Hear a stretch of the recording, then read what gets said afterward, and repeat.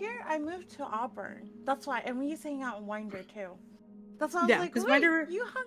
Yeah, it's right there. yeah, it's where you could go that was still country enough where you could get away with the bonfire parties. So yeah, that's what I did after graduation. Hi, Brent. Hey, what's up? Hi, Brent. I like Hello. Hey. bonfire parties. Oh man. Yeah. Short story. So, a long time ago, in a whole nother world, and hold on, let me. There we go. Hello. In a whole nother world, a whole nother time, a whole nother space, there was this festival called the Dude Nanny near Old Smith, Alabama. This is like super duper country place. Mm-hmm. And you would show up, everybody would show up with their tents. It was like, it was like one of those freaking festival type of things, like before it was like super popular. People show up with their tents, set up. They'll have a huge bonfire. They have a stage with people doing like all types of, bluegrass songs and stuff like that, and a bunch of random people. And they had a community kitchen. So the deal was you would show up, you would bring some food and put it in like this shack area, and people would, just share and stuff like that, commune with each other. And at the end of the second night, they would have this pyre in the shape of a vagina, and then somebody in a Native American outfit would climb up this tree, get on this platform, zip line down between the tree they were on and another tree, and shoot a flaming arrow into the giant vagina bonfire, and it would, ignite, and people would chant, and then the devil will emerge from the pyre and take over the world. But anyway, yes. That sounds like fun. It was really fun times, yes. I bet. Dude Nanny. Did I put everything in this stuff? I think I did. No. Bam. There we go. Have any of you ever been to like a festival before? Yeah, but not by choice, so I didn't have fun. I got dragged there all the time. By the parents, yeah. No bueno. That's not good. I guess none of you have been... Like, you know what I'm talking about? You go out to a space, and it's just a bunch of, raging 20-somethings. And some band or some musical act is there, and you're just partying. You're Burning Manning it. Yeah, like a concert, but it's like a multi-day. Actually, no. I've never been to a house party. I've never been to anything like that. I was a good girl. I didn't do much when I was like a teenager, but I made it all up in my college days. That's for certain. So I did both. Yeah, I did both. I don't think I had a couple of friend parties I went to, but I don't think I definitely didn't really party either in high school or college. So none of y'all used to like break into the neighborhood pools after they were closed at night and like swim and drink and just be obnoxious so the cops showed up and sent you home? Or worse, if the neighbors were there and then they call the cops, and then people get really mad at the school because they let students are breaking into their backyard to go in their jacuzzi. Yes. No, it's not in their backyard. It's like the neighborhood, like the. It's a neighborhood like, pool. Neighborhood. Yeah, like a neighborhood pool. Yeah. No, I mean where I went to. That's what you did. Oh, I know. I heard about it. Oh, sure. Okay. A friend. It was a friend, a totally friend, not me, who did this, and they told me. Yeah, and nobody ran. from. Yeah, I was not there. You know, I was states away. Somebody else told me. Anyway. Or was asleep having at the a time. fake ID and sneaking in when you weren't supposed to clubs and stuff in downtown Atlanta. Oh, Yeah, I had a friend do yeah, that for a yeah. lot. It was in Yeah. Atlanta, but yeah, I was in the streets 100% for a good few Buckhead. years. Good few years. Buckhead. Yeah. Same. Oh man. Oh my God, that's I haven't broken into a crazy. pool, but me and my hooligan friends, we did break into onto the roof of an apartment building and ran around up there like idiots. I always wanted to break into my old Nice. works rooftop place, but they never let anybody go up there. And I felt like it would be so easy to do, even like at college or work or wherever, just because like the door is open and there's no fire alarm or anything. You just walk up there if they don't lock it. True.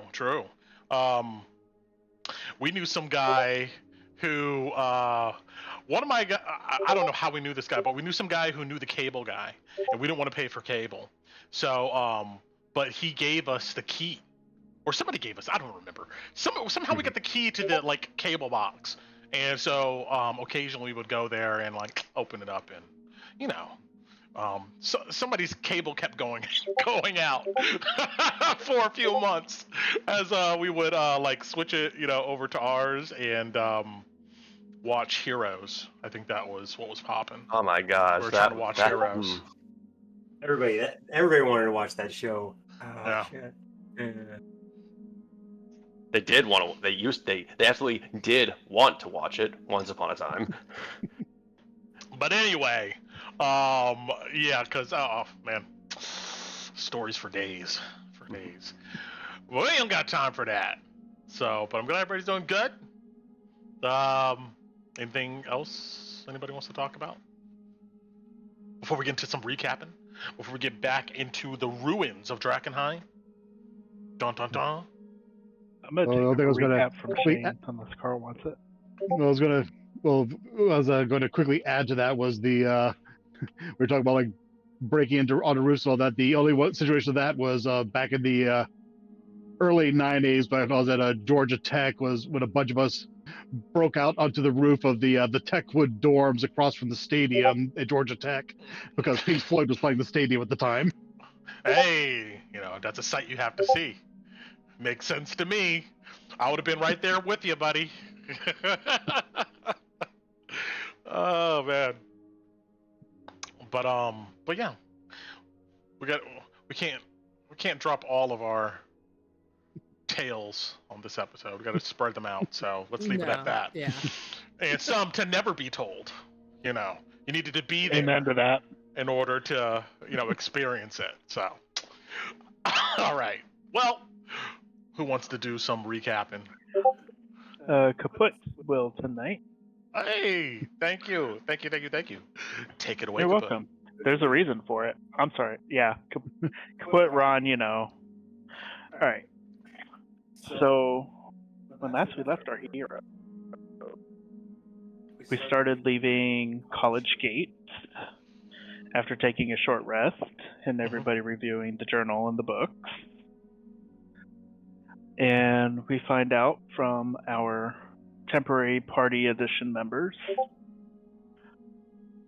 certain things, including the river mouth entering the inner city into Drakkenheim has golden dragons that guard it, True. as well as other places to possibly stay away from unless you either want to make a name for yourself or don't want to do the adventure anymore. Make our way south.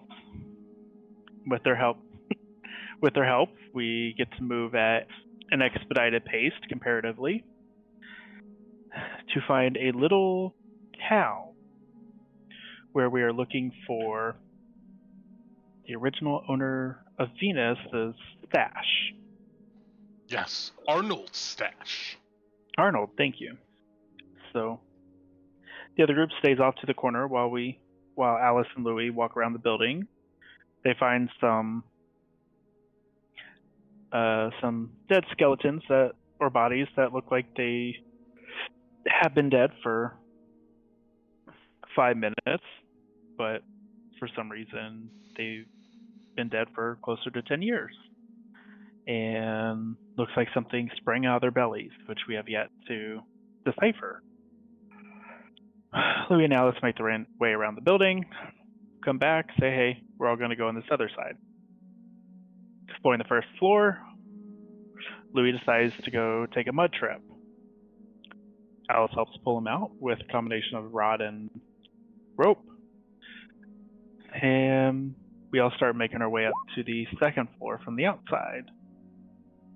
Failed spa day. So, get to the second level.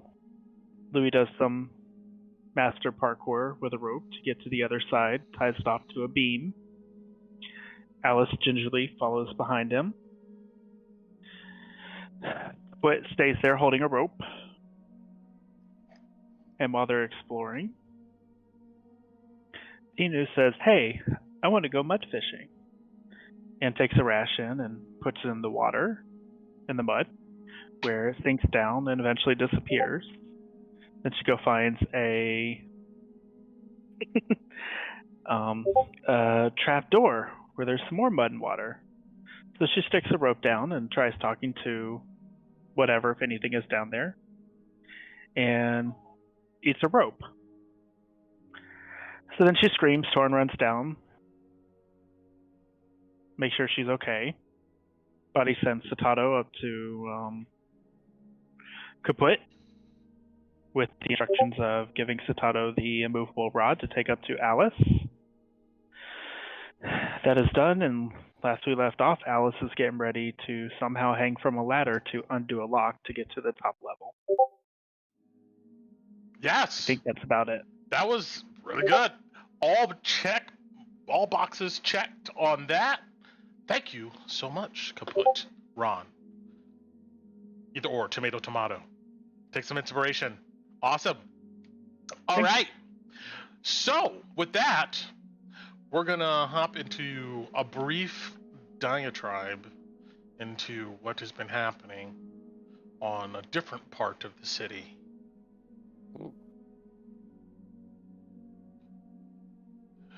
We're going back here.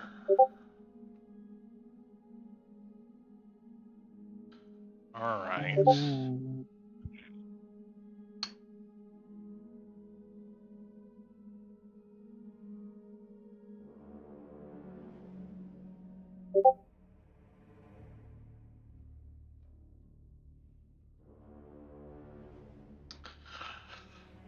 So, Ron, after your conversation, initial introduction to the one and only Lucretia Matthias, you were escorted back downstairs into this cellar room by some of the other followers, and the door was left shut. Now, when you were brought back down here after that conversation, you would see that Sir Virgil Underwood is not here at the moment. Oh. And the door shuts gently. You can still kind of taste the haze in the air here, although it's a bit thinner. You did feel restored from the gentle touch of Lucretia Matthias. And you're left down here pretty much to your own devices in the darkness of this cellar with, of course, all of these crystals lined up in these alcoves. Is there anything you would like to do down here immediately? If not, I'm going to fast forward. Not necessarily immediately, or if any of it has merit. The only thing he would do is if they still have the testament, he would just continue cycling through it. After a couple hours of eventually probably getting bored of that, he would try to interact with some of these soul gems. Talk to them about their experience. All right. Let's go to that. Sorry, no, we didn't prep any of that. No, so it's fine. I kind of want to do some of this on a whim too. Well, yeah, let's see what happens. Let's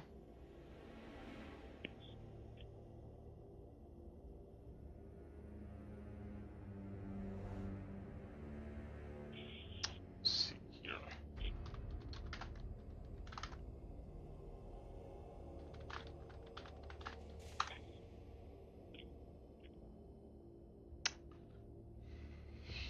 Here.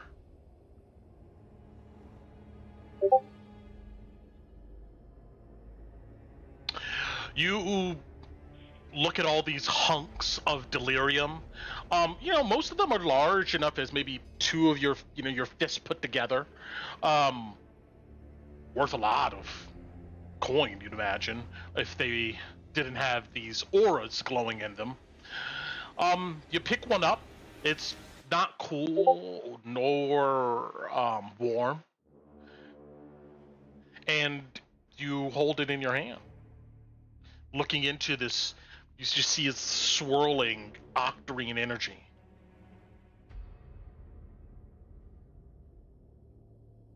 As he does so, he would whisper, but more loudly in his mind. Hello? After a moment, in your mind, you get the impression of a old man, like a voice. Hello? Are we there yet? Where is there? The end of the world.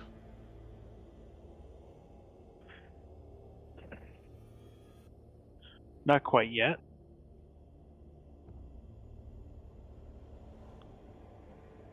But I'm sure, based off what Lucretia Matthias has said, it's probably soon. Definitely inevitable.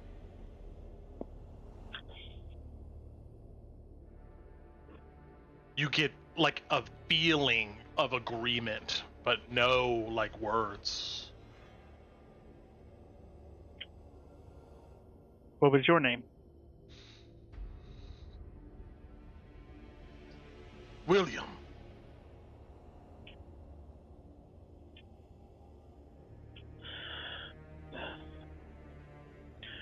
What's your story, if you don't mind? Love to hear it. You don't have to go into details, Brent, if you don't want to. It's just more of passing time for Ron. Unless there's something I absolutely need to know. My past does not matter.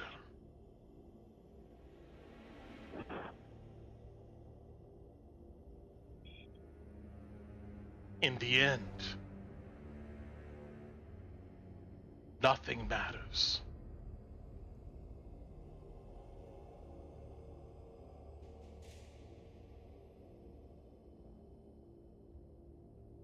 Are you ready for the end?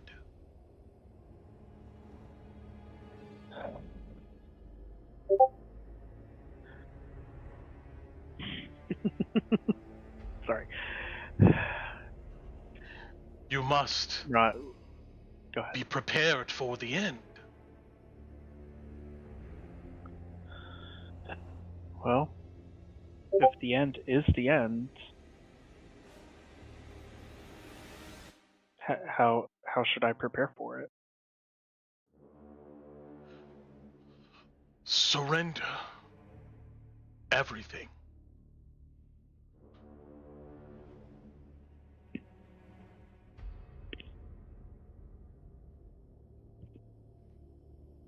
I mean, Only when you are filled with nothing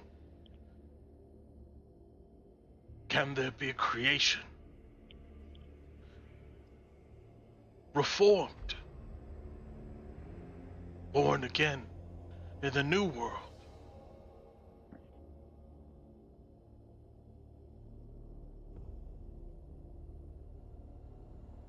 which is what you're waiting for, is the new world.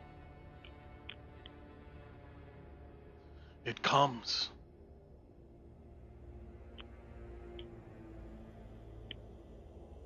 If you do not surrender, there will be no new world for you. You will disintegrate with the old world.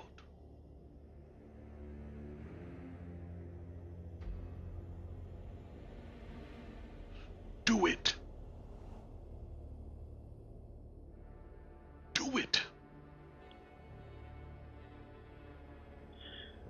Do it. Just keep saying it over and over again. Ron, hearing this, kind of thinks back. Like, well, I currently have nothing. I'm more than likely assumed dead by anybody who knows me. And all I have left is this book and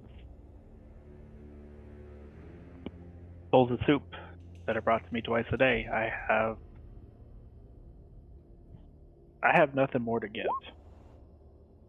So Yes, I you do. I don't know how. You Like just what? need to do it. What is it? Give yourself. Surrender. All you need to do is let go. Just do it.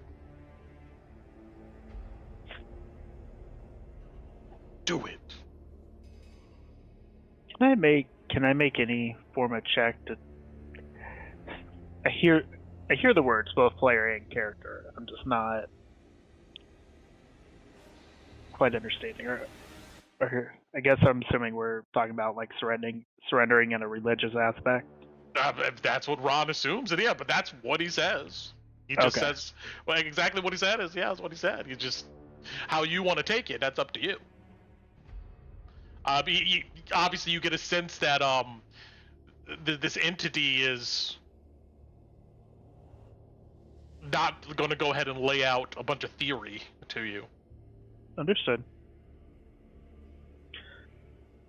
All right, Mr. William. One last question till I let you lay in peace till the end, I guess. Who am I surrendering to? Or what? To nothing. And then it goes silent. And I will put the crystal back. After this, time just goes by agonizingly slow in that kind of way where you're like waiting on something, but you're not sure when is it going to happen. You know, minutes just feel like hours.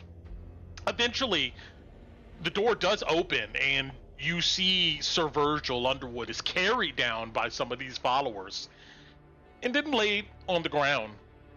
He looks kind of sick and emaciated, really pale, gaunt. But he just groans. And just kind of rolls over delirious, but he doesn't converse with you. More time passes. You read over the Testament of the Falling Fire, I don't know, a few times. And eventually Sir Virgil Underwood turns on his back and he begins to just hum this. It sounds like a hymn or something of his faith. And he just he just groans. And occasionally he goes, "Yes, April. I remember." He's obviously like delusional. But he does turn to you in one of these moments with his eyes barely open. "So you believe her?" Coughs. He looks like sick with contamination.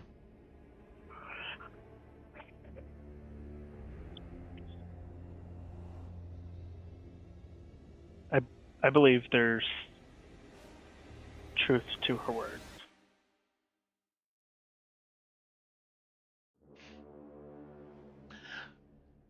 They say she killed Courage, the knife.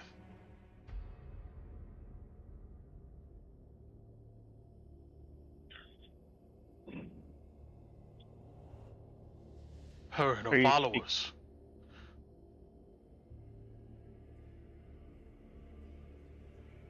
Okay.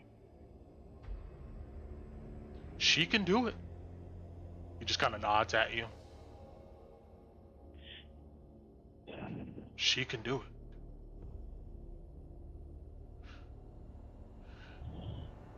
Well,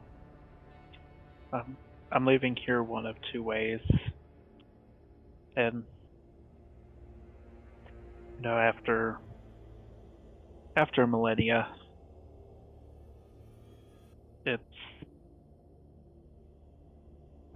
it's time, Virgil. Just stares at you and then closes his eyes. He doesn't speak again for hours until he just kind of coughs and rolls over. You get a sense every time he's about to sleep, he's just like jostled awake by some type of dream or nightmare. And you feel it yourself too after the hours wane by. It's just like inevitable. You get tired. You can't hold your eyes open. But every time you're just about to get that good, deep sleep, you see it. A fragment of that dream that's been haunting you. The worst moment of it. When the impact happens. And you're startled back awake, breathing heavy. It's mentally torturous. But eventually the door opens again. You see the younger boy, not Martha, but Martin, the siblings. I'm not going to put him on a map. Well, actually I can. He was right here. Thank you. Oh, there he is. He comes by. He has two small bowls of porridge. And he looks at both of you. Sir Arnould looks just unconscious at this moment. You check his breathing, he's breathing, but he is just not there mentally. He puts down two bowls, and he stands by and he goes, Lucretia, she wants to see you. But you must eat. Ron shall eat that greedily with some grace, and then he'll pick up Virgil's bowl, bring it over to him. You put it next to him, and he kind of like, shifts a bit.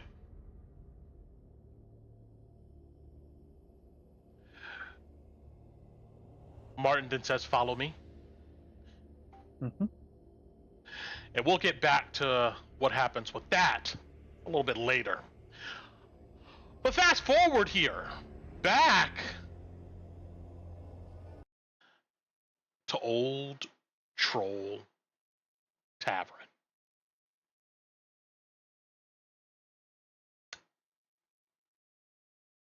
All right.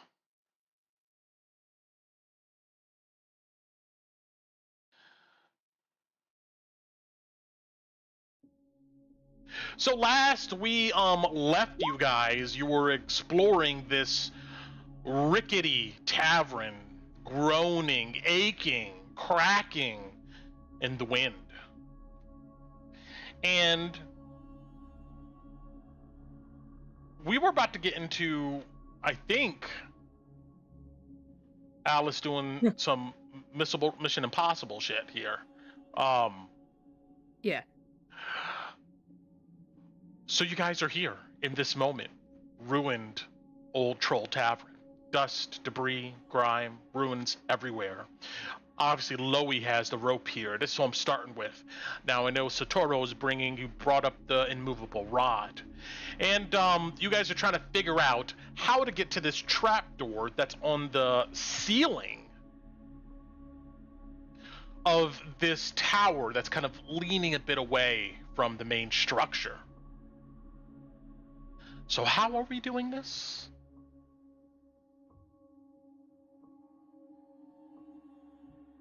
Loey had an idea. Well, you could, if the rafters are holding, you could throw the rope over there if you can get close enough to lasso it over, then tie the ends, what I did downstairs, and if not, you've got your rod. Maybe you can climb along the side and put it in a position so you can worm your way over there and loop your leg around.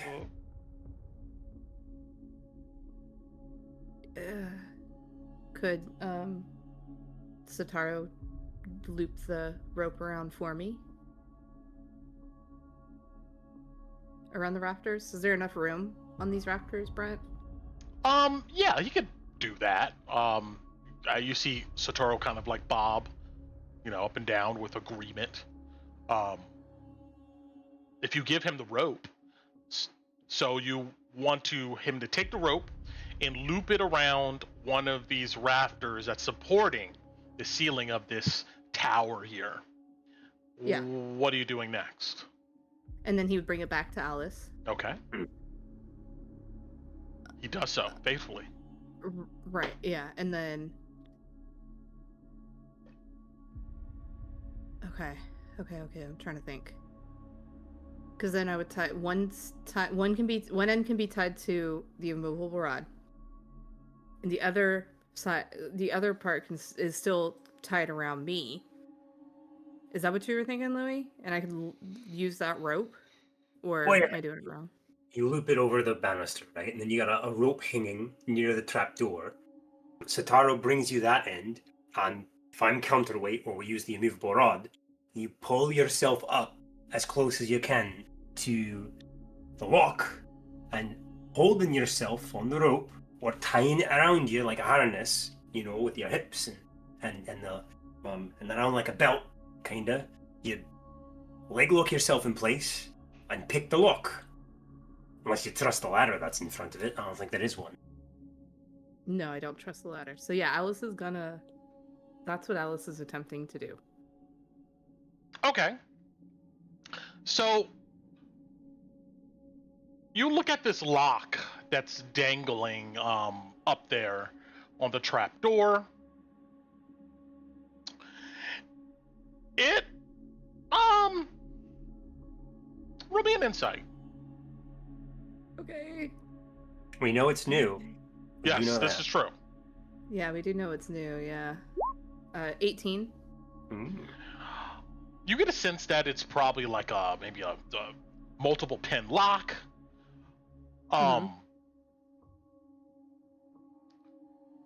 Mechanically, the DC to overcome this lock is moderately difficult. Tying this rope around you in a harness that secures you either can make that difficulty go up or down. So roll me a sleight of hand. Yeah. Chloe being experienced and us being fairly close together, unless I don't have enough rope, Brent, in which case I'd probably have to make my way to Alice. Can I secure her harness for her, being a mountaineer and a caravaneer? Not at the distance I see you guys on the map here. I would say you would need to, I don't think there's enough rope to really do that without being closer to each other, at least within 10 feet. Okay. If Alice asks Loey to explain how to do it, can I get advantage on my sleight of hand? Listening to his instructions? Sure. It'll take a few minutes. But yeah. Okay. All right. Let's go that route, Loey. Don't move. All right. So here's what you do.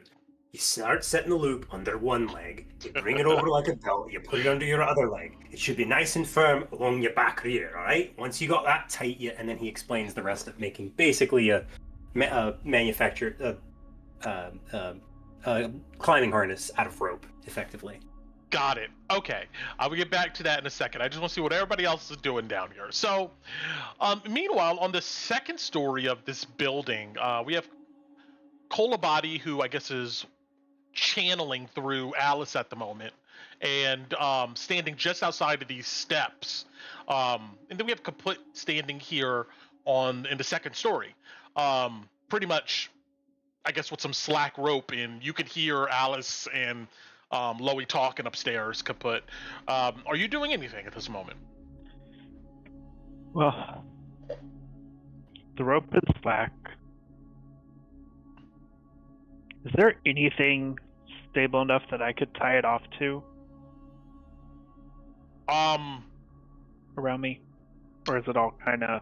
Roll me a perception. This place looks pretty heavily damaged. Your intuition is not to trust really anything here. So, but Yeah. roll me a perception at disadvantage. If, DC 15. If you succeed, then well, yeah, you there's find the something. first one. Okay. And here's the second. Yeah, it's 16 on disadvantage. You get a sense that if you break this wooden boards over this window here to the west of you, and maybe break the window, you can loop it around. Here we go. You can kind of loop it around this door frame, like this, and that seems like a good structure holding point considering the frame here. So yeah, you can go ahead and do that. So looking out the window, it's 10 feet to the ground, I'm assuming. Well, yes, the window's boarded up, but if you could take the boards down if you so choose. Okay, yeah, I'll take off one of the boards. Okay. If the ground beneath looks structurally sound, what Kaput will do for Fake is he will pull out his rope, tie it to the other one, throw it out the window, and then walk around and hold it taut from there, just in case something happens with the building. Okay, just go ahead and move yourself to where you want to be on the out here on this balcony. Well, technically I'd throw it down, so I would be on the lower level, I guess, down here. But I'm holding the rope that goes. Oh, so you're gonna go back outside down the steps? Correct. Well, okay. You said the house is shifting to the west, so if it were to fall, technically speaking, it would crumple down and move to the west side of the map, correct? That's a good intuition that you have. That probably more collapse westward. Sounds good. So yeah, I will hold the rope, and I will come down and hold it taut over here. Well, that's 30 down 40. So yeah. All right, well, actually, the more I think about it, the more. Go ahead. So this rope here, that's slack. Mm-hmm. That rope, I believe, is actually the one they abandoned, because it was used to cross over the gaps, cross over the damaged floor, and it then couldn't reach all the way upstairs. And so Loey and Alice had to take out another rope. So this is just coming. I'm just realizing this myself. So no, you're fine. So this rope I tied an additional rope to that. Okay. I'm tying my rope to that. Okay. Throwing it out and over the balcony and holding it taut from outside, just in case there's a house collapse. Got it. But there's nothing holding on to the other end of this rope. I thought it was connected to like a beam or something. It is. It's connected to a beam, Brent. We never untied it. Okay, got it. Oh, okay, got it. Okay. All right, that's fine. No problem then. No problem. I for some reason I thought it was on the ground. But all right. So this way, there's still some support if they come back down this way or whatever happens this way. He'll at least know, or if the house starts falling, then I don't know, figure it out. So, but I'm outside the house now, holding the rope taut. So. Okay. Fine. Got it. All right. Torin, Tinu, Kolabadi, is there anything you want to do?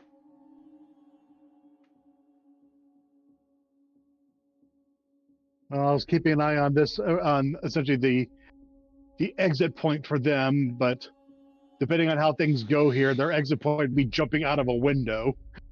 So I'm just going to step back a little in case the house decides to shift in another direction. Okay. All right, Tinu and Torn, you guys were exploring the kitchen area and found some cook utensils. What are you guys doing?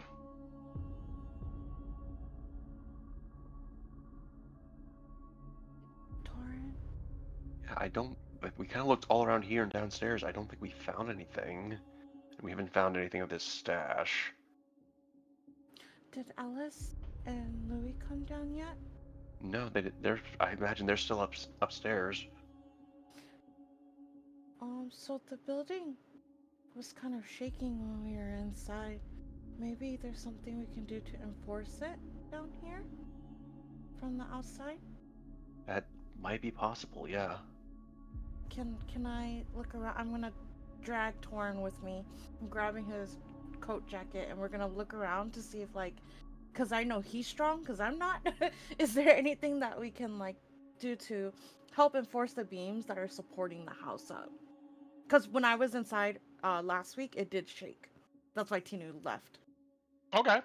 Go ahead and roll me an investigation. Okay. Should I roll one as well, or should I help Yeah. her? Yeah, I mean, you both can roll, and we'll take the highest. Alrighty. Roll higher, Torn.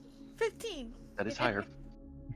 As you guys begin looking through some of the ruined barrels and the surrounding area, you get a sense that with some work and some time, you probably could find some type of pole or beam that you then can, like, put inside and have it wedged in between the floor and the ceiling to give support. Essentially, you get a sense that it'll probably take way too much time to get enough resources to support this building effectively. Okay. It's feasible, but we're talking, like, an hour or more. Yeah, they're not gonna take that long. Well, can we take the materials that we have found and, like, oh no, I don't really have, like, a net. I have, like, a flag. Can I, like, make a contraption that can catch them if they fall from where they are with my flags? I have 2 Von Kessel flags. I have these materials we found. I have a Tauren and I have the headhunters to help me. If you go and recruit the headhunters for this, they look at each other and they seem like they want to be helpful, so they go along with it. They would come over to your position. You get a sense that maybe you could take these flags and you could grab some crates, put them in cornered positions that would make, like, a square, and then you can, like, wedge the flags in between the stacks of the crates to create kind of like a little blanket thing. You get a sense that it might be helpful, but Baz takes the initiative here. He goes, "Move out the way," and you see he, like, grabs 3 crates and maybe it's stacking them, and they help. Now, where are you gonna make? Were you gonna set this? Okay, so I have the 2 Von Kessel flags that I got from that roof. Oh, where are they? Mm-hmm. So I'm gonna set up 2. I don't know where you have they enough time are. to set up 1. I'm gonna say. 1? Really? Okay, so I know they went up this way. Yeah. Mm-hmm. I'll do it in... Torn, should we do it here or over here? If it falls. Can tell me which way the building is leaning. Which way is the building leaning? Yeah, left. On the map, westward. Yeah, so I would imagine they're gonna probably. That would depend, though, if it starts leaning further, if they're gonna try to run with it to jump out or go away from it.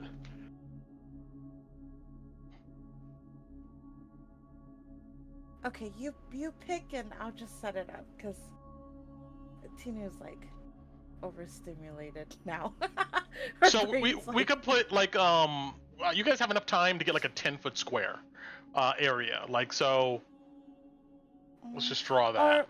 Or where's the windows at? Because I would assume they're on this side of the building. Yeah, That's what I'm assuming. Look around and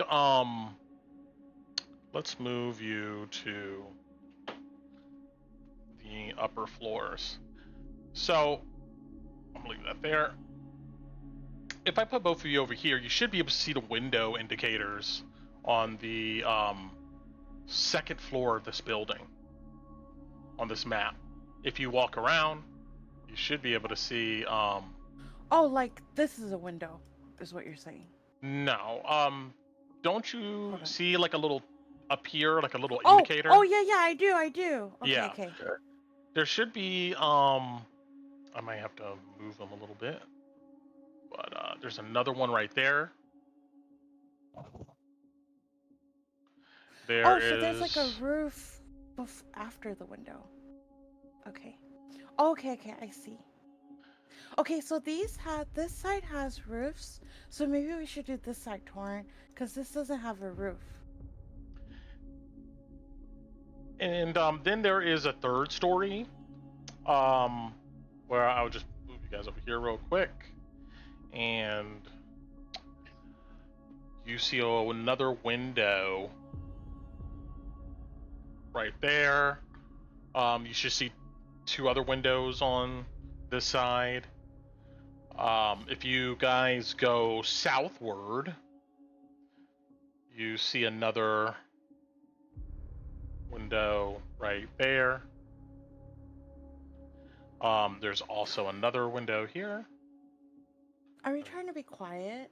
I asked Torrent. It'd probably be better just in case.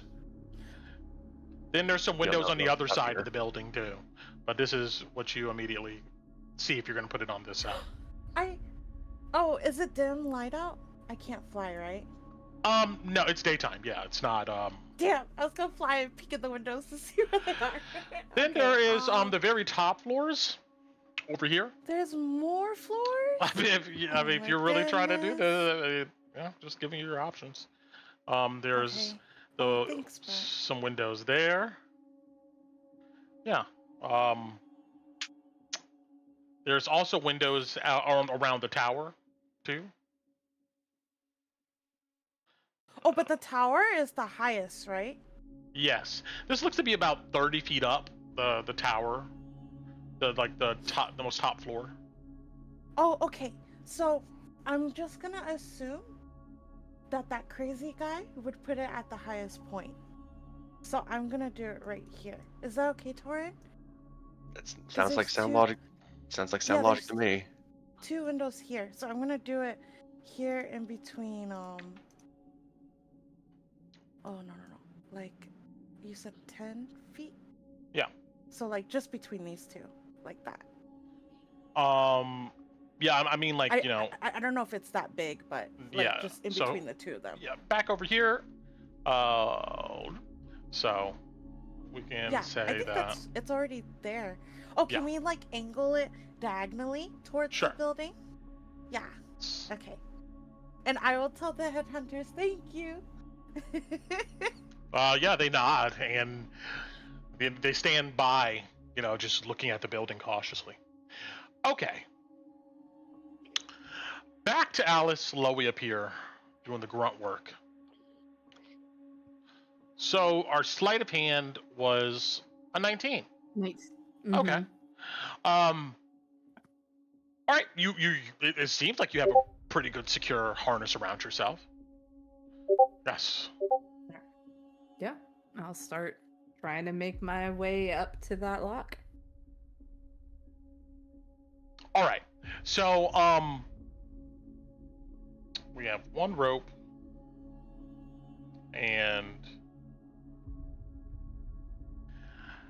Lowy, I'm gonna say you're gonna have to be at least somewhere over here Sure, I can Two. try to make my way to Alice. to be close enough to hold. I know it's anchored on the immovable rod, but if you want to be in a position. I guess you could be in this position if you want. What I'm saying is No, like I if you wanna want to be be able there. to see, what's going on, to be able to react, you're going to be closer. So Yeah. I'll hold on, my stand. It's half. If I go over here, can I do this to get 10 feet and then jump to there? Like that? So like this? That table is, I guess, in your way. You could theoretically, I guess, just like kick it out the way. You move the table? If so, then No. yes. Oh, okay. Hold on. Yeah, then I do.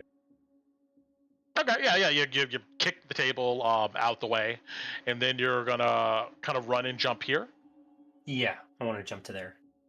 Okay. You run, make a leap, land, and of course, the building groans.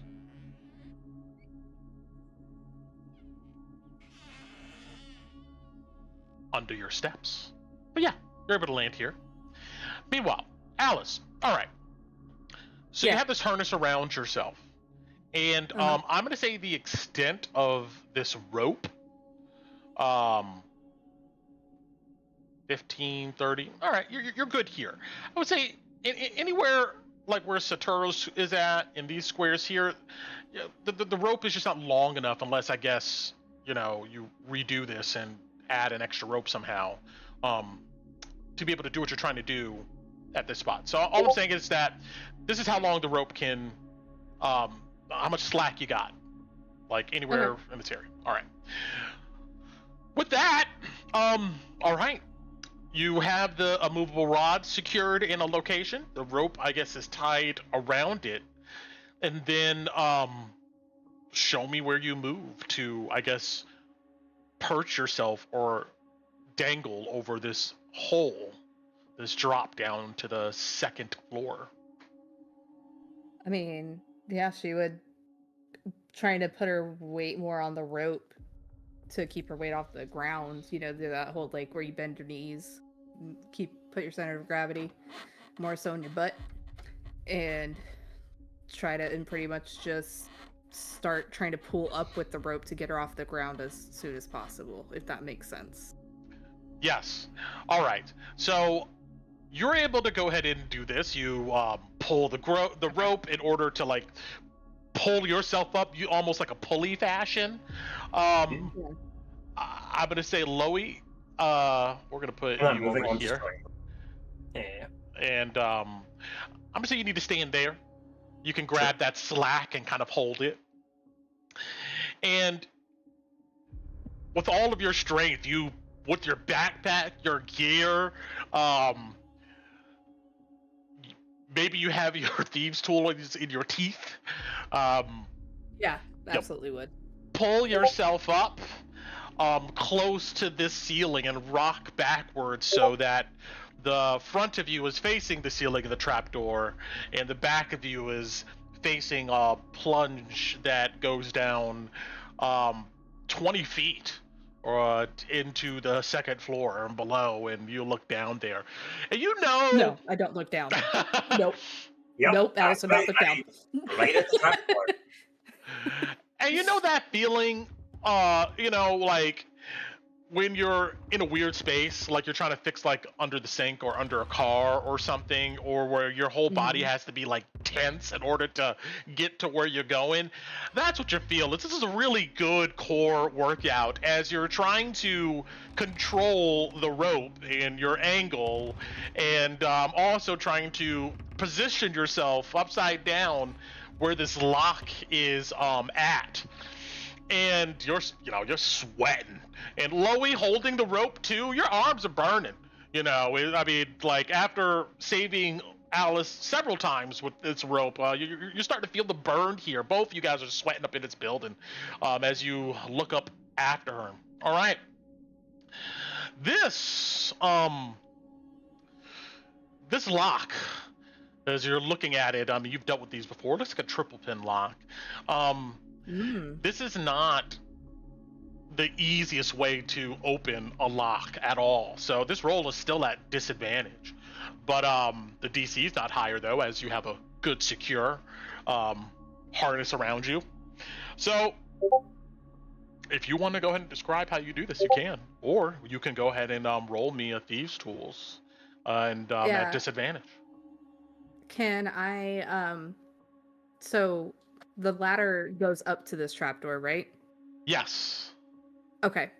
So to try to stabilize myself a little bit more, can I like wrap my ankles around a rung? And I'm not using it to support my weight for gravity wise as much as it's like, you spread your legs out to keep them, doing that kind of thing to try to stabilize myself more. So you don't swing left and right while you're doing this? Yeah, so I'm not swinging. So I'm more stable being horizontal. Great idea. Is there enough room for that? Yeah, you can kind of swing your feet over there to the ladder, but as you suspected though, unfortunately, soon as you try to put your leg around a rung of this thing, the ladder just crumbles and collapses down to the second story floor. All right. Well, there's that. It's worth a try. Definitely. Daddy. Good thing you didn't jump onto it. Oh, I knew better than that. Yeah, I don't really have anything else to kind of... Yeah, I'm just gonna have to... Yeah, she'll just try to balance herself, and she'll take a minute to breathe. Okay. You got all the time in the world, laddie. Just one lock at a time. As he says this, you just hear... Yeah, just it's all building. It's just shaking, grumbling. So she's gonna just take a deep breath in and out and sit there, and she's gonna start trying to pick it. Like, I don't think I have any other way to stabilize myself. I'm suspended and gonna try it. I think that's all I got. All right. Yeah, using a combination of your hands, teeth, you're able to get these tools out, and you begin working at this lock. Go ahead and roll me a Thieves' Tools. The DC is 15 here. All right, still at disadvantage, right? Yes. Okay. All right. Come on, Alice. 13. Damn it. You almost drop one of your tools, down into the second story, but you're able to catch it at the last minute. Try again. Yeah. Trying to think. I knew I probably should have used my block and tackle for this. Oh well, I'm already here. It's all right, Addie. I'm the block. You're fine. You are a block. You're built like one. And she'll try again. All right, go for it. Damn it! I just need a fucking 8. I need to get my inspiration. Okay. So roll one more time, or roll again at disadvantage? Just roll one more time. We take the higher. Okay. Oh my fucking god! I'll take the 22. Thank you, Ron. After Loey, roll me in athletics. You got it. Easiest roll in my life. 14? The rope burns in your hands, and Alice, you feel like a certain drop for a second before Loey's able to go ahead and clench the rope and hold it tight. You're able to get this lock off, but it falls past you down into the rubble below. The door flies open.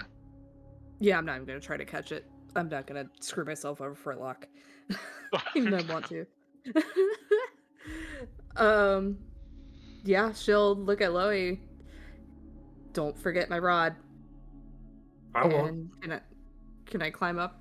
Can I kind of Can I get up to it, Brett? Can I? Yeah, you get a sense you can like pull yourself towards the door.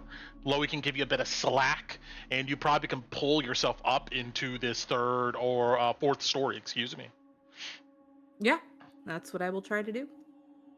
All I'll right. be right here, Eddie. Lower you back. Just tie the rope like I showed you. Satato's Okay. perched on the rod. Got it. All right, Torin, Tinu, Kaput, are you guys doing anything real quick before I continue on? Clear here. Okay. No, we back up. Yeah. We'll have everybody back up, and we'll back up too. Got it. All right.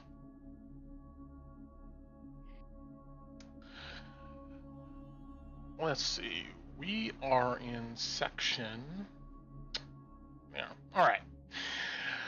As you pull yourself up into this area, I mean, oh, man, great ab workout. You're burning up here. It's stuffy. Dust is everywhere. But as you recover, you look around, and through the layers of dust, it appears like someone was living up here in some squalor conditions. Maybe a servant of this establishment, who maybe worked for food and boarding. This person must have been religious, because there's an old table directly to the south of you against the wall that has a series of melted candles and a small figurine of Saint Tarna that looks like it's made of silver on it here. Over in this corner, next to it, the table, you see a long, rusty metal box. It looks almost like something from the guard or, the garrison.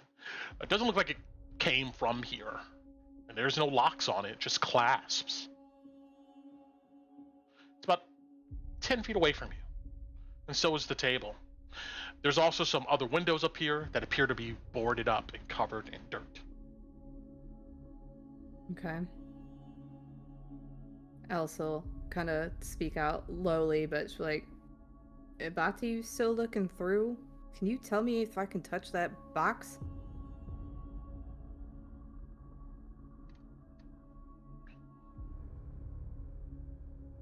I don't know if Carl's... You'll get subtitles as like, I don't think I can work those senses that through you that way.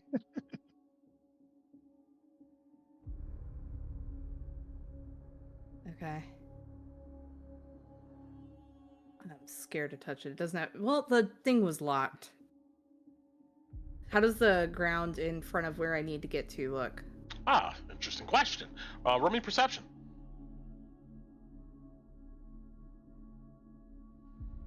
Oh, fucking hell, Alice.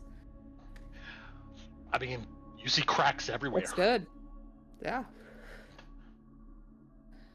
Shit.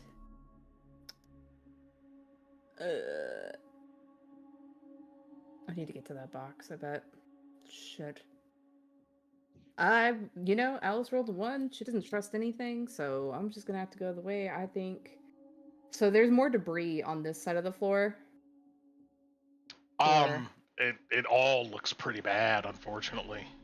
All looks pretty bad, unfortunately. Totally fair. Totally fair. Well, fuck it. If I fall through the floor, I'm tied up. She'll mutter down in Dwarven, I'm gonna walk, catch me if I fall. And she will try to be very careful in getting over to... She's gonna try to go to the square, trying to stay on the outside of the foundation more so than the inside. Okay. To get closer to it. Sounds good to me. Okay. You move forward, and you can feel the floorboards under you bend and groan, and lowy below you can see dust and debris falling. It supports your weight. You find yourself in front of this box. How big is the box? It looks like maybe it's 3 feet long, 2 feet wide, a foot tall. Like a So locker kinda... box. It's a pretty bulky. Chest slash foot locker size. Yeah. can she kind of look it over to see if she notices any traps on it before she opens it? Sure. Yeah, roll me a perception. Okay. I just don't trust it. I know there's a big lock and this was hard to get to, but like 23. Your instincts are good. You just see clasps. You don't see. Doesn't look like there's anything suspicious about these clasps or this box closed.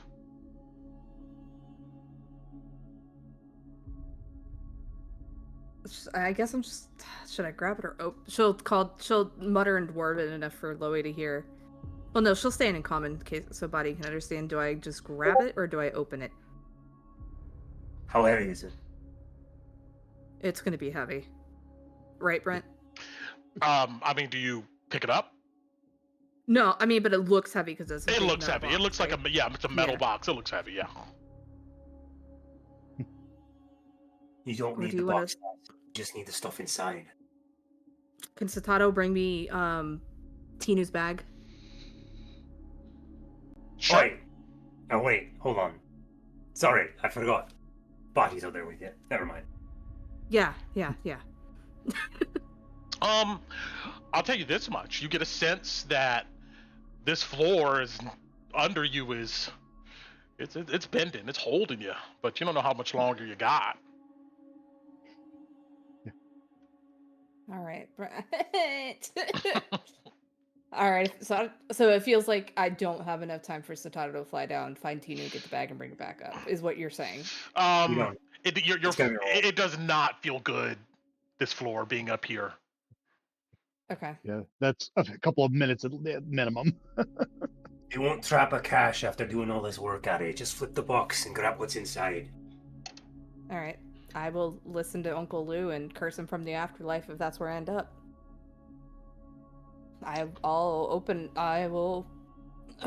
just need to grab this damn thing. Do I feel comfortable grabbing this and coming back down the way I came, Brent, or does it seem like that's going to be impossible? You're not sure how heavy it is. It seems like it's heavy. It seems like it's not so big that you couldn't take it with you back down the trapdoor. It would fit, but its weight may be a concern. Okay. I'll tell Bati, get Satato to get the bag in case I need to throw it in there while I'm trying to get down with it. So at least that plan's in progress. Well, Alice is going to try to get this thing to her and get back down. All right, you grab the box and you scoot it over to your position. And this thing it feels heavy. It feels heavy. Does anything rattle or move around in it as I'm moving it? Yeah, it sounds like there's stuff in it. There's Wouldn't that be things? a joke if you open it? It's a jar of nuts inside. No, but right. Reference show anyway. But it sounds like there's multiple things inside it. Yes. Yeah, so it's gonna be better to bring the whole box. Yeah, she'll try to get the box and try to, Okay. Get back down with it. Soon as you scoot this thing over to your position, you already know. Roll me a dex save. Yep. Is this for the floor or is it damage? It's for the floor. Okay, all right. Come on, Alice. There you go, girl. 23. The floor under you cracks, and you feel yourself sinking into it and falling through it. But you're able to kind of grab the supports that make up this floor.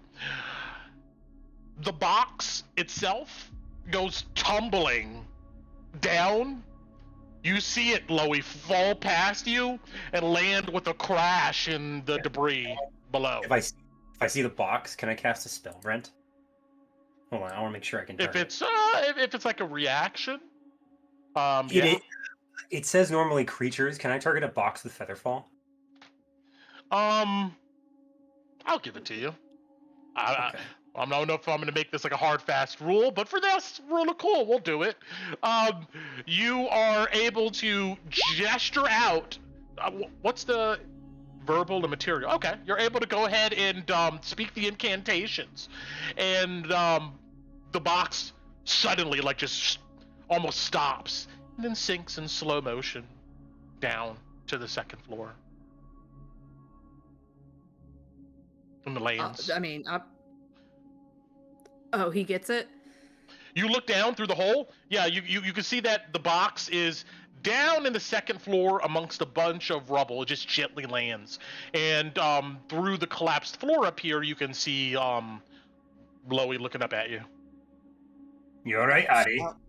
Yes, let's get it before it falls. I'm done. I'm so done with this. And she'll go back out because I have to go because I'm attached to the rope. I have to go back out to the trapdoor and come down towards Chloe. Yeah. We'll back up so she can swing over here. Got it. All right. You're able to grab the rope and pull yourself back over to this area and land on the ground back to safety. And Loey, you let go of this rope. Your arms are just numb. All right. All right. Can Bobby make your rod? And he just points up to where the rope is. No, the rod's down here with us. So. Oh no. The rod's down here with us. So did Satato go get the bag and come back at this point now? Yep. Sataro's already had left and tried to find Tinu. All right. What's the dimensions of something fitting in a bag? Hold on, I'll get it for you. Just in case you guys are trying to put the whole chest in there. If you open it, maybe that's a different story. But bag yeah, that's what I was asking. Does it look like it can fit into the bag of holding? Probably not. I don't think so. The mouth is 2 feet in diameter and 4 feet deep. So I think it can fit. You said it was 3 feet long. How thick was the box? How big around was the box? 3 feet 2 long. by 1. Yeah, 2 by 1. So it'll fit. It's a question of weight in the box and how much the iron box weighs. All right. Oh, hold on. You know how you get done camping, you bundle up your tent, you're trying to put it back in the tent sleeve, it's like it like barely fits. You gotta like shove that sucker in there. That's pretty much what you got going on here with this box. It like barely fits. It's fine. I just need it to get out of the house, and then we can pull it right back out. Okay, but we'll deal with that in a moment. But if it'll fit, yes, it fits. So, all right. Now you guys stand here, Loey, Alice, looking at each other. You got your. I'm gonna say you have the movable rod. You packed that up. Yeah. I'm assuming you're gonna take your rope with you. And where are you guys heading to now? All right. I was gonna look. Yeah, you gonna go down and grab the other rope? Because I was just gonna go out the window. Well, how are we getting the box? Is it somewhere we can get? The box is in the bag, right? No, the box is on the second floor. Down the hole, Abby. Yeah. Oh. We're gonna say that we're on the second floor. You guys are on the third floor, and if you look down this hole here directly in front of you, you can see down into the second floor, and yeah, I'll just move you up here real quick. This is the second floor, and so okay. Yeah, but gotcha. anyway. Sorry, I was confused. All right, so no problem. Do you wanna? I can try to lower you down. Lower me down. I'll grab it and go out a window, and you get out. Wait till we got the bag. Once we got the bag, you do the thing, and then we leave. Okay. All right. Okay. So I'm still harnessed up, I guess. Yeah. You're gonna try to like lower her down through this hole in the floor? Yeah. Got it. You're able to do that with you know what? Go roll me in athletics. Okay. Do you want to use my rod and bring my rod down? That would be stronger than Loey. Actually, yeah, that might be. But then I don't have control over it. Is the thing. If you use the rod, I'll give you advantage on your athletics. Okay. All right. I'll take it, Brent. Sounds good. 25. Good. There we go. All right, using the rod to stabilize, help carry some of the weight of Alice. Yeah, you lower her down onto the second story next to this locker box that's in the rubble. And what are you doing, Loey? I'm monitoring Alice to see if I need to pull her up in case the floor collapses out from under her when she starts fiddling with the box. Because I don't want her falling wherever the box falls. Okay, so you're gonna stay up here. Yeah, I'm watching Alice. All right. Yeah, so you're standing near this box. You will wait for your party members, I assume. Maybe Tinu and Torin come back around, and you're gonna have Satoru bring the bag of holding over. Is what I'm assuming, right? That's what's going on. Yes. Yep. Yes. Okay. If Tinu allows Sure. it. Yeah, of course. Tina would give it to All right. you right All away. that resolves. You have the bag of holding. Does the box fit, Brent? Yeah. It Okay. takes a little effort, but you're able to shove it into. You're barely able to get this thing in, but yeah, it's in there.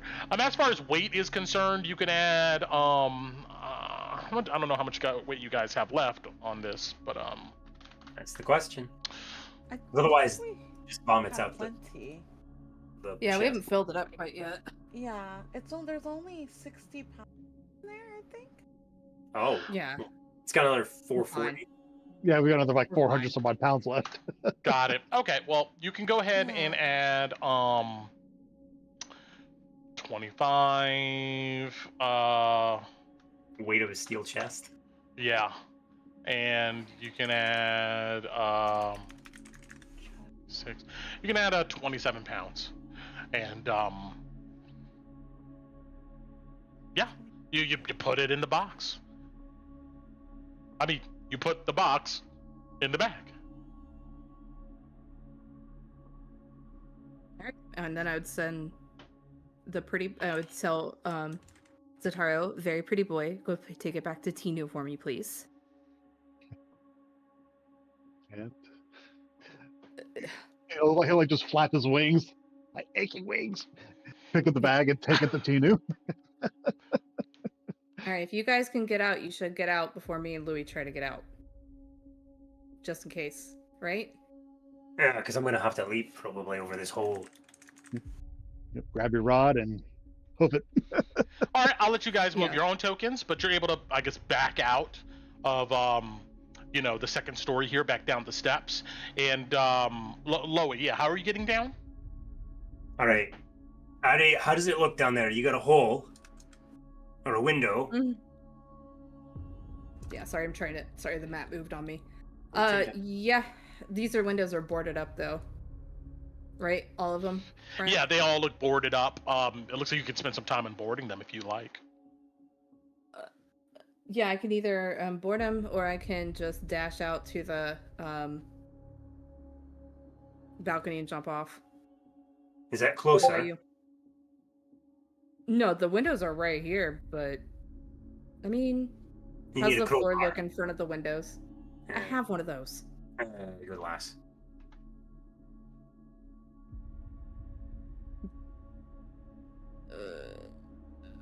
Sorry, I thought I saw a message. Brent, does it look like I can stand on the floor to get, like, there's a rock right here. Is there any of these windows that it looks better to stand under to try to pry open to get out? None looks better than the other. All right, shield. All right, I'm gonna try the window. Okay. And yeah. With a bit of effort, you're able to go ahead and take down the boards. And yeah, you see a dirty window that you're able to break if you so choose. And you're going to try to climb down out the building. I will say this much. The walls here are cracked, almost separated a bit. This tower actually looks to lean more westward than the rest of the building.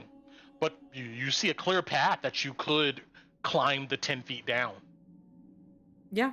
As bad as this is, I don't even want to climb down. I kind of want to jump with the intention to do a soft roll. I know I might take some fall damage, but trying for a dex check to half it, maybe. Sure. Go ahead and Instead roll of me. climbing down? Yeah, that's fine. You can roll me in acrobatics. DC Okay. 15. Okay.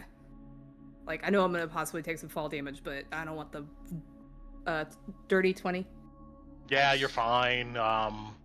Take 2 points of bludgeoning damage as you land hard on your feet. All right.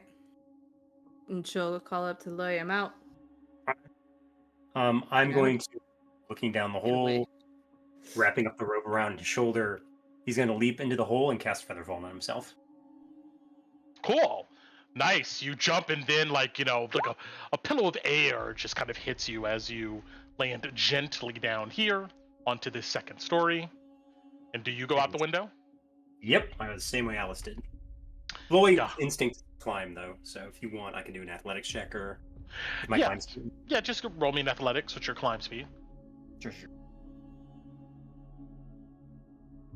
24. Yeah, you climb down the edge, but like the last few feet, the outer layer of like brick and like wall boards just fall off in your hands. It just crumbles to the ground. But you're able to climb down effectively. You land on your feet, and all of you, well, at least Alice and Loey, looking sweaty and dirty, you just look up at Old Troll Tavern.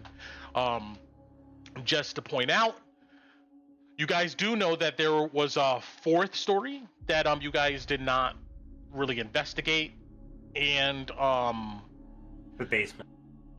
the basement, flooded basement, and the west side of the second story, you guys really didn't look at. But just throwing that out there. But you got what you came for. We hope. Yeah, we got it. That was his. Hopefully. How's that? Yeah. You look at the building; it's rickety. Who knows? Next time you come back through here, this thing may be collapsed. It looks barely Can I go standing. get my I think if you blow hard on it, it's going to collapse. Yes, kaput. You're able to go back up and untie your rope and grab it. cool? Then I'm gonna salvage at least that. All right. Odo goes, man, you guys, it's pretty good. I kind of expected the whole thing to come down, but surprise. Wow. Eh. Ani knows what she's doing, and Loey hands her her rope. I see. Thanks. And Taka goes, well, if that's it, it's getting late in the day. We should keep going. Sounds good. Agreed. Mm-hmm. Everybody good? Yeah. All right, Did you find any- congratulations. Tinu, Thanks. you find anything? Heard you rattle around in the first floor, I think. Oh, I found a map. Something about potion thing. I gave it to Torin. Oh. Yep. We'll add it to our map then too. Yeah, it looks like a similar version to the one that you guys have, although a bit more dirty and damaged, and there looks to be an area circled about some potions. But yeah, you guys add it to your inventory. You can put that into the treasure channel, and you guys give one more look at Old Troll Tavern. And if you guys would like, we can continue moving forward away from this place. Yep. All right, good job. Look at you guys. Urban exploring. It's hard being the rogue in these situations, man. Especially when you're not a thief, right? But we very much appreciate you for it. I know. If only I had Good stayed job. with the thief subclass, it would have been so much easier. We just gotta get you some magic gear. Lets you climb or do whatever. We did it, guys. Thanks for the help. Okay. Tina high fives you. Well, the other option would have been to use our magic saw to cut through a hole somewhere. I thought you were guys going to pull out the saw, to be honest. I was so afraid the house is gonna come down if we did that. Oh, what's All random right. house is leaning on? This can't be important.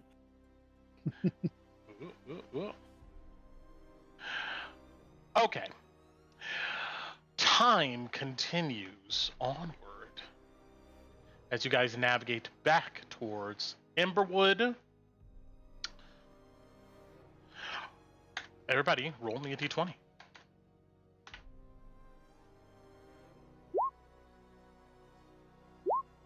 I'm gonna channel my 5-year-old's energy again. Damn it, Uncle Lou! Oh my god! Oh, you guys are never gonna Wasn't make it it back. fine? Maybe we could. You just, have to let this be the one time. Oh my god. We Pretty please? leave Louis behind. I'm just kidding. No, Titi would never do that. Take it as part of the experience. That's why I don't really want to forego. Actually, there's a mechanic we're going to use next level. It won't be as grinding as this is, but we're going to do these random encounters. Oh boy. Okay.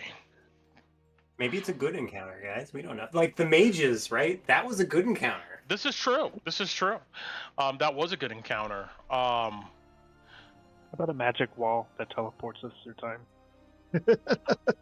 No, let's not do that again. Oh, I got I already have another encounter which I rolled for this area here. That's already ready to go. Last time, right? Yeah. Oh man. Okay.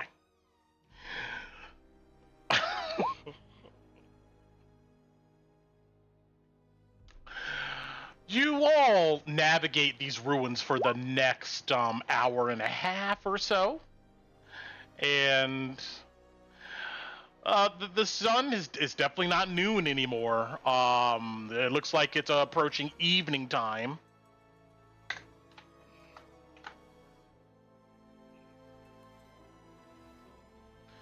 And you guys come across the following. Damn. Oh, man. Okay. Oh.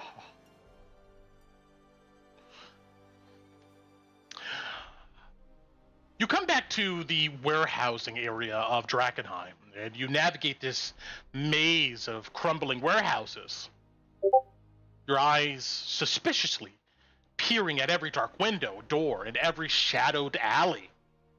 The strange sounds in the distant ruins keep your hands on your weapons. As you travel, you begin to notice that your visibility is slowly shrinking. It's the haze. After about 20 minutes, you come across a scene that stops you in your tracks. Before you is a sea of shattered wagons and carts locked in an eternal traffic jam. And in the distance is a large old 2-story warehouse. A memory of, or an imagination of survivors fleeing the aftermath of the meteor crash is kind of imprinted here. You imagine people with all of their belongings giving up on their wagons and fleeing on foot. In this congestion of wagons, you see skeletons of long dead horses and those unlucky enough to be trapped in the ruins. Most of the wagons look in awful condition, covered in scum, rotten, broken from whatever events that has happened over the past decade here. You attempt to look for an easy way around, but this morphing, expanding wall of haze has turned nearby buildings and streets into shadows. Before you can even consider backing out of this stuff, it's all around you. You can't help but to cough at this point, and you feel your eyes and skin itching. The haze is to the point where you know contamination is imminent, but there is hope. Lowy, off in the distance, there's a 50-foot tall, 2-story warehouse wedged in kind of between this all of this traffic of wagons. And this warehouse may offer shelter or horrors from the compounding haze. And let's go ahead and go there. See what we do. All right.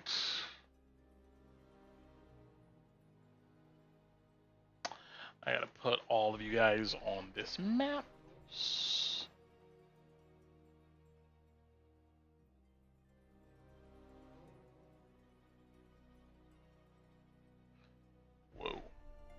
A lot of assets to load up here. Okay.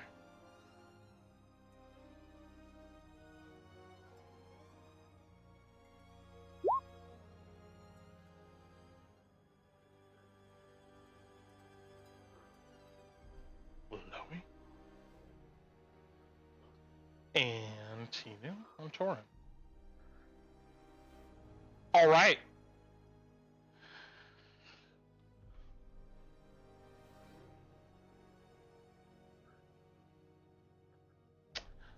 Let's see.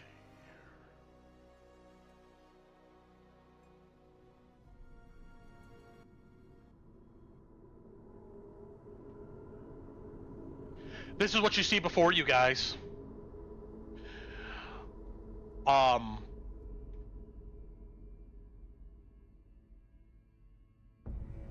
A graveyard of wagons in this coalescing haze.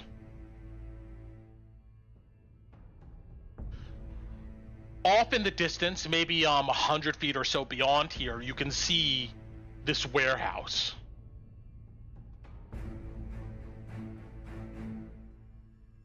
What are you doing?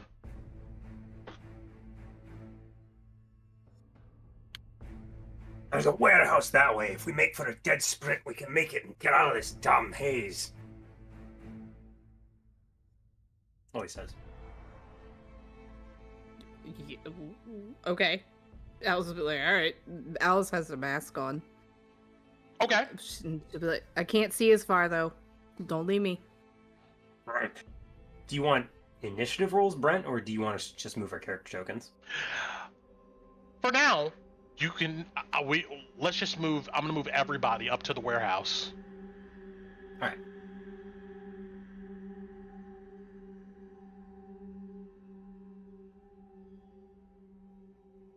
You climb through this rubble. Now, if you want to stop and look at any of this rubble or these wagons, let me know. We can go ahead and do that. Maybe not yet. Yeah, if the idea is that the haze will pass and then we can leave, because obviously we can't just back up and just walk around, right, Brent? Because it's everywhere. Yeah, you get a sense that this stuff is getting more potent every second. Yeah, then it's probably best to just get inside. Okay, That's you what can we'll move yourselves at this point here. The front loading doors of this place lay on the ground, and a stalled wagon sits in its entrance. Beyond the door are old and dirty cargo crates stacked 10 feet high, and a maze of passages around them. 25 feet or so above you, if you move into the warehouse area, you see it's a walkway that wraps around the edges of the warehouse, supported by angled heavy wall beams.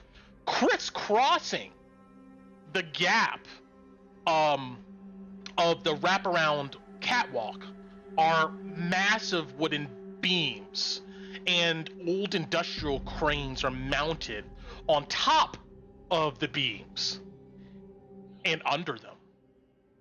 There are stairs to the north and south that lead up to a second story, and also north and south looks to be passageways into other areas. The haze continues to slowly snake into this area. So, this is the scene you immediately see. These cranes here are actually 25 feet up. Mm-hmm. And it looks like they're fixed inside of these slots that run east. Oh, well, actually, this one is in the wrong place. That run east to west. And then there's some additional cranes. Actually, I should do it this way. Here. Copy that. So blue there. And another crane here. There we go. There we go. So,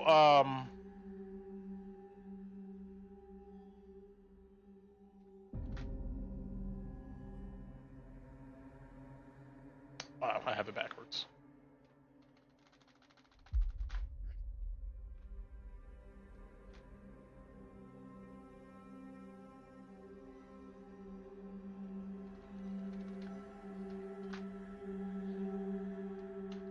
All right.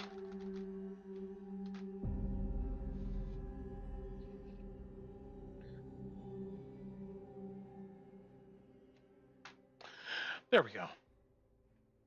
And there. These cranes are up on these crisscross. You can kind of barely see it on the map here. Massive beams set in slots, and it looks like these cranes can move up and down these beams, east to west, north to south. These dark blue ones look like they're fixed on cross beams that go east to west. And the light blue ones look like they go north to south.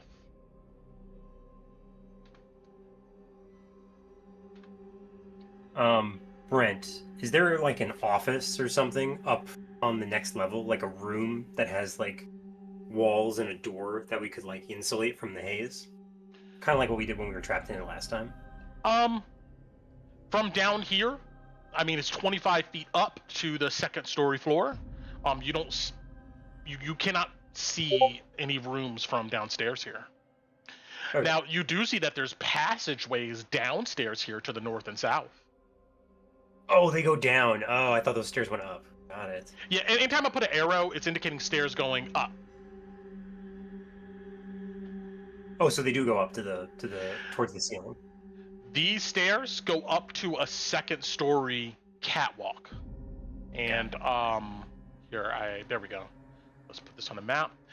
So this orange square, anything on the outsides of this square, that's the kind of the catwalk, right? And the stairs go up there to that second story area. And there's that.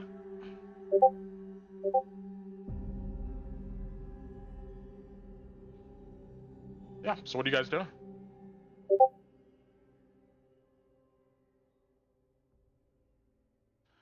The Putt's gonna go check out this door over here. Okay. What are the rest of you guys See doing? if I'm gonna check up the catwalk to see if there's rooms or something up there we can barricade. Yeah, I'm going with Louie. Okay. Tinu, Kolabati, Torin, what are you guys doing? Tinu's gonna look at things because it's weird that they stand out to me. So they connect to? What are these beams you said they were?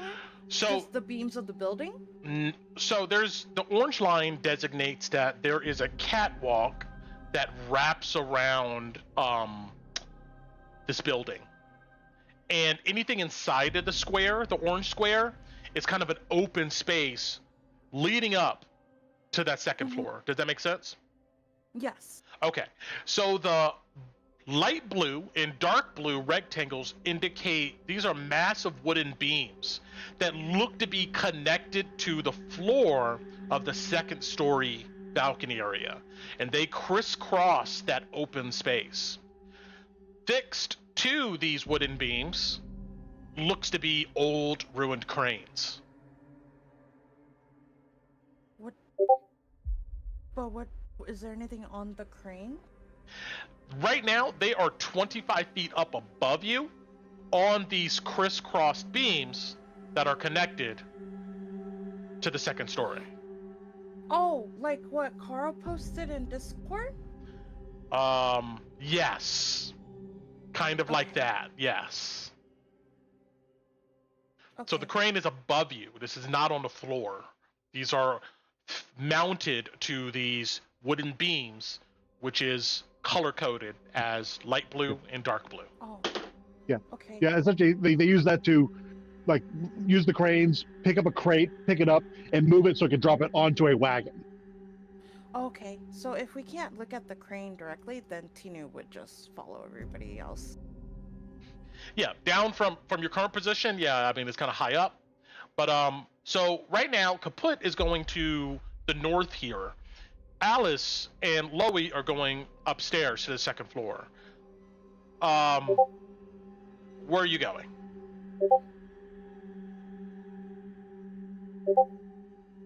Who? Me? I'm asking Kaput? Tinu really quick. I know Oh. where Kaput is. Oh, I would just stick with Alice. Okay. Like wherever Alice, or no, I would go Kaput, because if he's by himself, Tinu would go with him. She would notice that and go, be like, because she supports inclusion here. Yeah, so Got along it. with the party mate, I get you. All right. Torin, where are you going? I was muted when I said that, but I'm gonna go with Loey and Alice. Okay. Give them back up. And Kolabadi, where are you going? I'm going to be following Torin the group because I'm not going to go wandering off by myself. But I do notice that wide hallway to the south, and mention that to Torin as I catch up with them. Got it. Okay. At this point, let's all roll some initiative. Let me clear the initiative order here.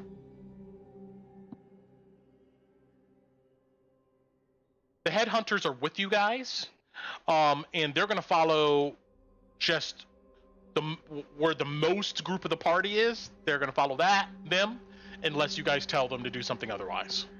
So they're coming with us upstairs. Yes. Okay.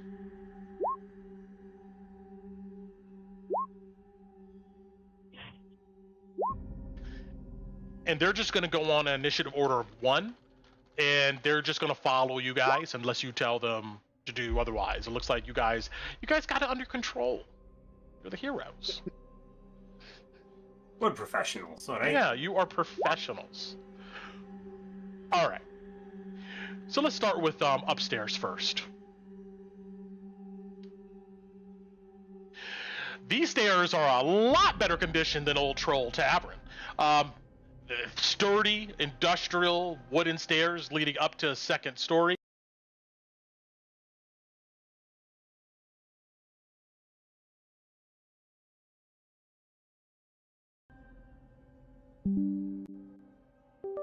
Yeah, you went quiet.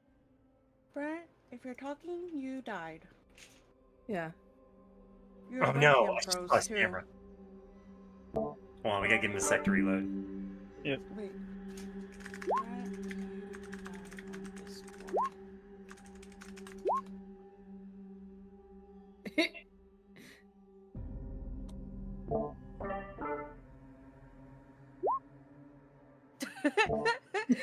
me I was alone, gonna do it Kevo. Check 1 2. Check 1 2. There you Oh, are. we can hear I was you. just helping. No, I know. Thank you. And Your webcam is still frozen. I know. Yeah, I could see. And I'm like, I don't know. I just must have just had a blip or something in my internet. Where is this camera? Here it is. Failed to load. Yes, I think my internet just blipped out. Went kaput. Went kaput. Tango uniform. Let's close this. And there we go. No, I want. Huh. Let me see something here.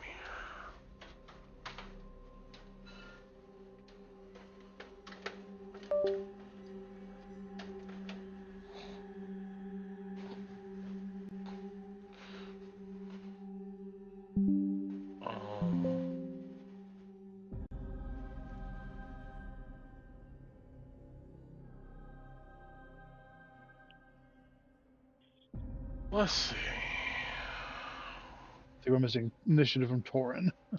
Oh, Mobby. There we go. All right, there we go. My camera's back now. Okay. Start. And then I gotta update this. I don't know what happened there. There we go. All right, my camera's back. Here's another link. I had to redo it. Okay. Resources, link, camera. There we go. All right. So yeah, I don't know what happened. I just had a blip in my audio, my video, but we're back. All right. So I'm still going. Yes, here we are. All right. Let me finish moving everybody upstairs. And boink. Boink. All right. You guys come up to a second story, and for now, I'm going to I'll let you know when we're using this initiative order. But for now, I'm gonna go ahead and turn it off. You come upstairs and find what looks to be a ruined office space with more industrial trade good crates and barrels and boxes around. Let's see. There is a tattered banner on the north wall that says "Safe and Sound Storage, Grand Opening," but it's barely readable through the scum. Large tables and some dust here. If you look to the south, across this mass of space, you can see that there's some objects at the edge of the catwalk area. It's windows, of course. You look out the windows here, and all you see is swirls of haze, increasingly becoming more and more dense.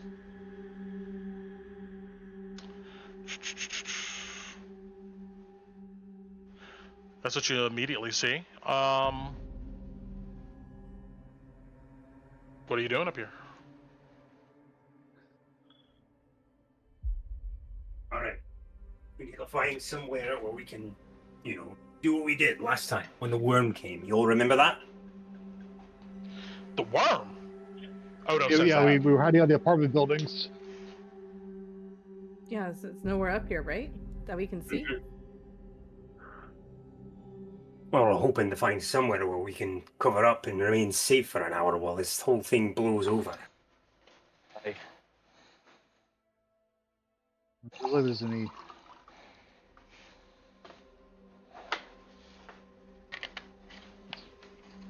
Yeah, you look around and you see what I described.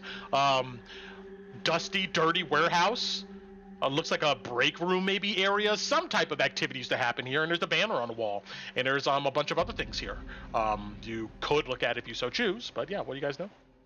How intact do the windows look? And I guess that's what Loey starts to do, is he starts to inspect the openings to the outside to see if there's like cracks or breaks in them. Good point. Yes, you come in and look them over. You don't see any cracks. These windows look pretty secure. So I don't think they would leak through. You recall, you get a sense this stuff is fine enough that over time probably it would leak through this window. Okay. So we'd have to do the Big same open thing. space too. Well, it's big open space too. Where are we gonna close? How are we gonna keep the haze out of this big open space? Well, I had an idea, but if we've got too many openings, it won't really matter. I thought we could use the cranes, maybe move some boxes in the way and stuff the rest. I mean, I'm just spitting out loud here. that could work. It'd take a bit of time though, and by that point, we don't know if we'd be working in the haze or not.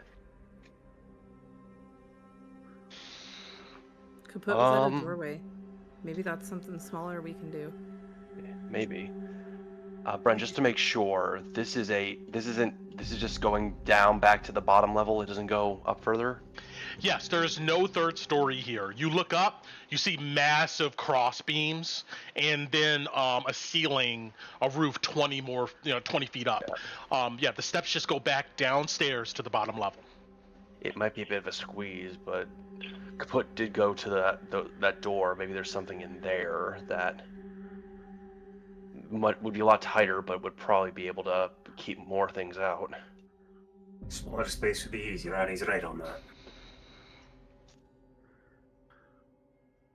At least we know what we're working with up here. I'm hungry, Come back up here. Boss says. Okay. Ati's going to look over, I guess. Like, Is there anything okay. that looks like Yeah. a desk? It's like she's like Or just a- looking at this, just like tosses a biscuit over her shoulder at Boz. Oh, he grabs it. Yeah, okay. You said you look at what some of these tables, desks and stuff. Yeah, that looks like there's like a desk or something like that. Yeah, you see a long table here, a circular table over in this corner, chairs around it, really big, used for large groups of seating. If you're looking around this area, roll me a perception, Kolabati.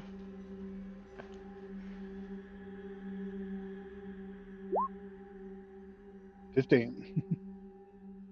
You do a double take and you see a mess of stuff on this desk here, where this one looks to be pretty clear besides what looks to be a dusty candelabra in the middle. Do you go over there and investigate? I do. Okay. Yeah, you come over and you see a mess of old papers. There looks to be a rusty, worthless dagger on the desk here. And you find under some of these papers what looks to be a coin purse made of leather, dark green forest color, gold rope around it. But it feels like there's something inside, but it's not coin. Okay, I'll check it. Yeah, you open it up and you find what looks to be a piece of paper that's been laminated essentially, and there's some text on it. It says the following in some brief script: with key and lock position, safe, stay open. And I'm going to share this with you, but I just want to put it on the audio. So it says, with key in lock open position, safe, stay open.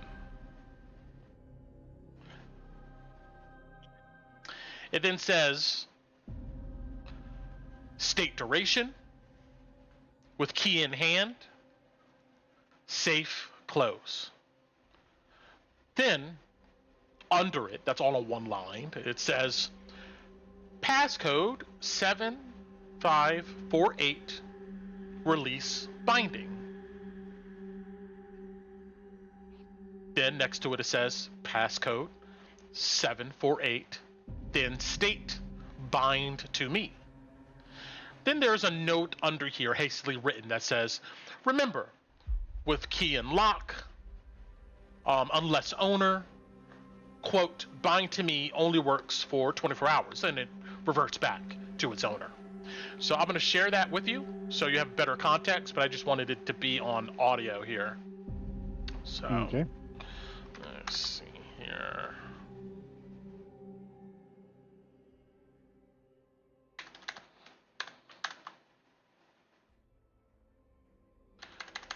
Just make sure this looks right.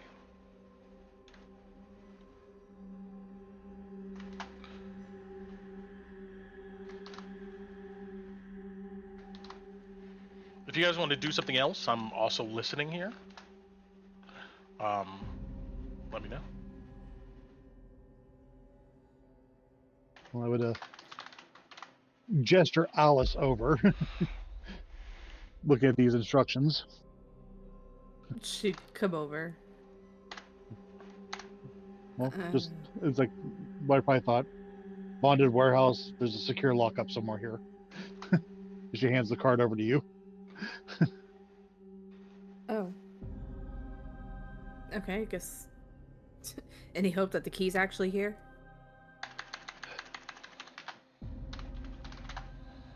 Don't know. We'd have to find the Well, safe it might- first. Yeah. Well, we can find the key too. You think? I mean, Yeah. need help looking around? Yeah, I'd be better looking around than I would be trying to set up anything. And were you gonna keep that pouch, by the way? Get the pouch to you as well. Thanks. Yeah, it's just a nice pouch. Let's see. It's the right colors, Brent. Oh, my bad. Very on brand. Color coordinate. Does anybody know what the Von Draken's colors were? Because Alice does. I do. Yeah. So I guess Alice, if Torin's offering, she would start just. It's probably out there on one of those skeletons out there. Fuck, I don't want to go out there. It's either out there or wherever secure lockup is. Yeah, that's true. Can Citado be in the haze? Okay. Not really. He suffers the same effects as anyone else. Oh. Because I was gonna say have him go check out there, but that makes sense. I guess we'd start. Alice would be like, if you guys want to go check with Kaput and see if you can find a place to bunker down, I can start looking around everywhere up here and come back down. I already see Loey's going off. I'm looking at levers. Hold on. You can look at levers. I can go check out the boxes at the other side. Okay, we'll check these boxes here. So Alice Okay. will start Checking heading boxes, down got to the it. other. She'll start to pilfer on this side of things. Okay.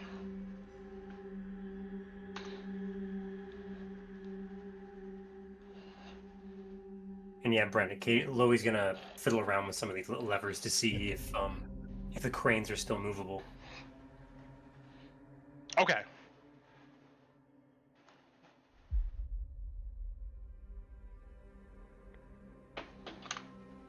And One second. I just Batu will wanna- tap. Batu, of course, will tap Alice's shoulder as she walks by.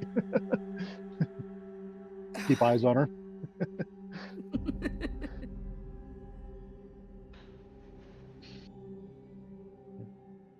Yeah, you're too far for spell casting over there, but I can still keep eyes on you. Okay. Oh, they don't have like coin pouch. They make it a custom item. They have pouch, but you gotta rename it. What's the closest? Even I don't Yep. think a coin pouch can hold 30 pounds. Oh, true. I mean, considering how heavy a good amount of gold can be together, it actually might be Oh, it surprising. only holds 6 pounds. Yeah. Oh, okay. Never mind. Yeah. Okay. I was Well, looking at 6 pounds is 300 coins, so. Yeah, makes sense. I'm gonna customize it.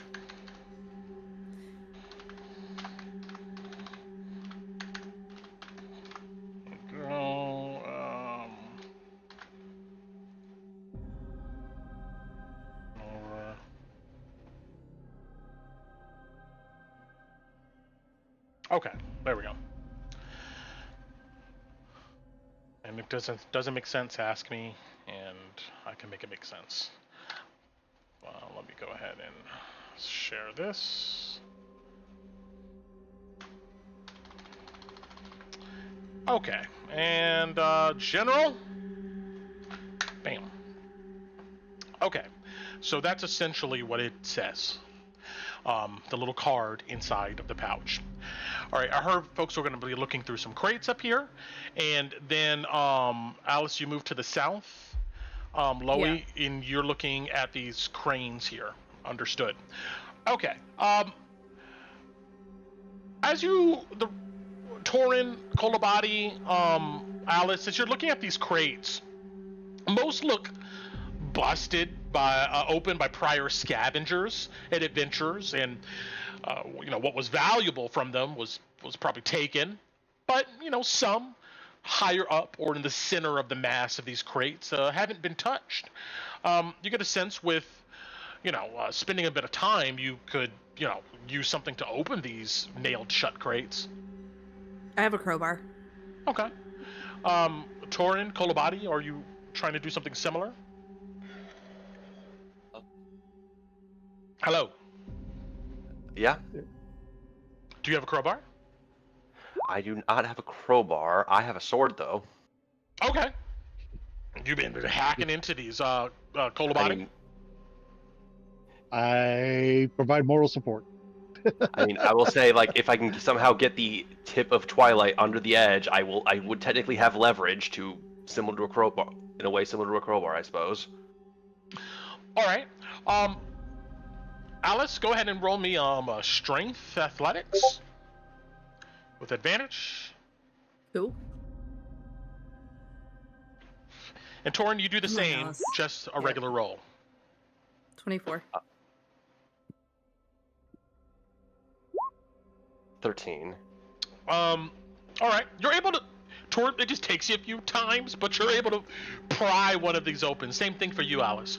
Loey, you look at these rusty cranes here mounted on these cross beams, and you can smell like the metal, the alloy coming from them. Roll me a perception.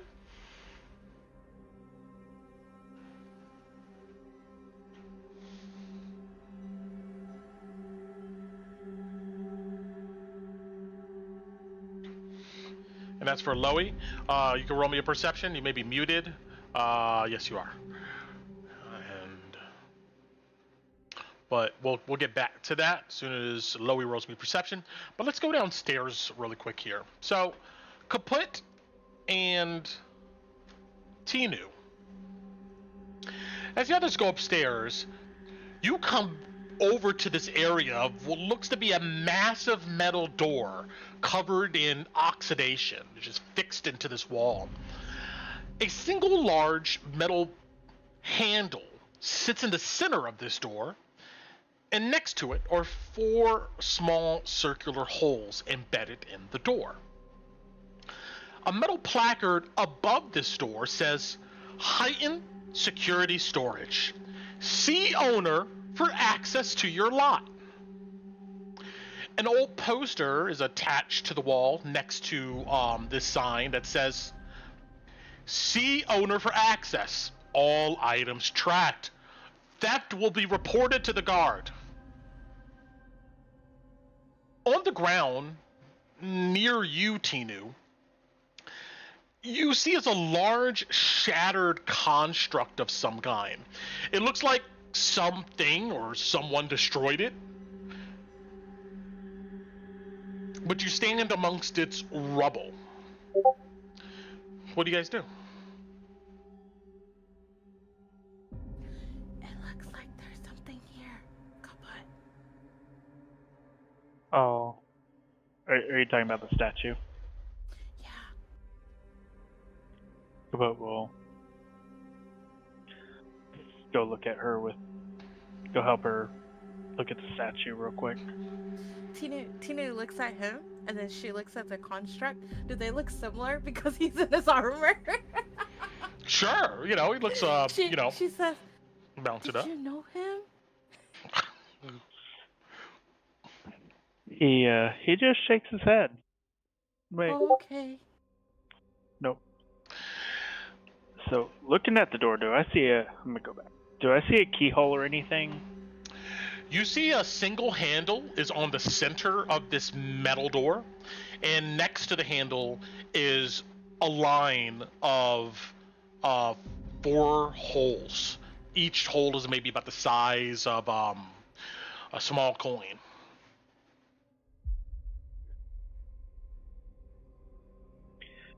I'm assuming, is it like vault door style? Yeah, it looks like a vault door, 100%. Okay. It's not a wheel, but it's a large handle that looks like, probably, if the door could open, that would open the door. Well, what's going to see if the door opens? All right, Tinu. You're looking at some of the statue a little bit more, and on the back of this shatter statue, you see the symbol of the Amethyst Academy, and etched below the Academy symbol are words that say, "Please report malfunctions to the nearest Academy office." Kaput, you grab the handle. This thing doesn't budge. Real quick, can Tinu scan? We're downstairs, right? And I can see pretty far. Do I see any more of these things that look like kaput? We can roll me a perception. Yeah. Okay. She's looking for one that is like intact. Oh, not 20 for 24. You look around and you see that there is a entrance into someplace over here, but you're pretty certain with the 24 there doesn't seem to be anything like these statue parts around you. You're certain about that. Tinu's so bad about this. She's gonna wander over there. Okay. While Kaput is doing that, because Tinu does this all the time. I hate it. Door didn't open, so Kaput would follow you on that one. Okay. And she looks around in here. Got it. As you do, Tinu and Kaput, over your shoulder, you begin to see soft billows of this haze coming in and spreading. Oh no. Inside this area here, ruined, dusty crates are stacked before you. Brent, this gash over here, is this another way out of the warehouse, or does it look like another layer? You walk and take a gander. It looks like this wall has been shattered, and you look out the back and you see more wagons, and the haze just makes everything disappear in the distance. So yes, that is a hole in this wall. Okay. Not hearing much from the people above, he's going to start moving some of the stuff that's inside to essentially fortify. So. Okay. So, you begin to see Kaput just begin dragging boxes. I guess trying to build some way to maybe barricade the door. She's gonna look at him, and then she's gonna think that she should help him, but then she's gonna go digging through these crates real quick to see if there's anything in here. All right. Do you have a crowbar?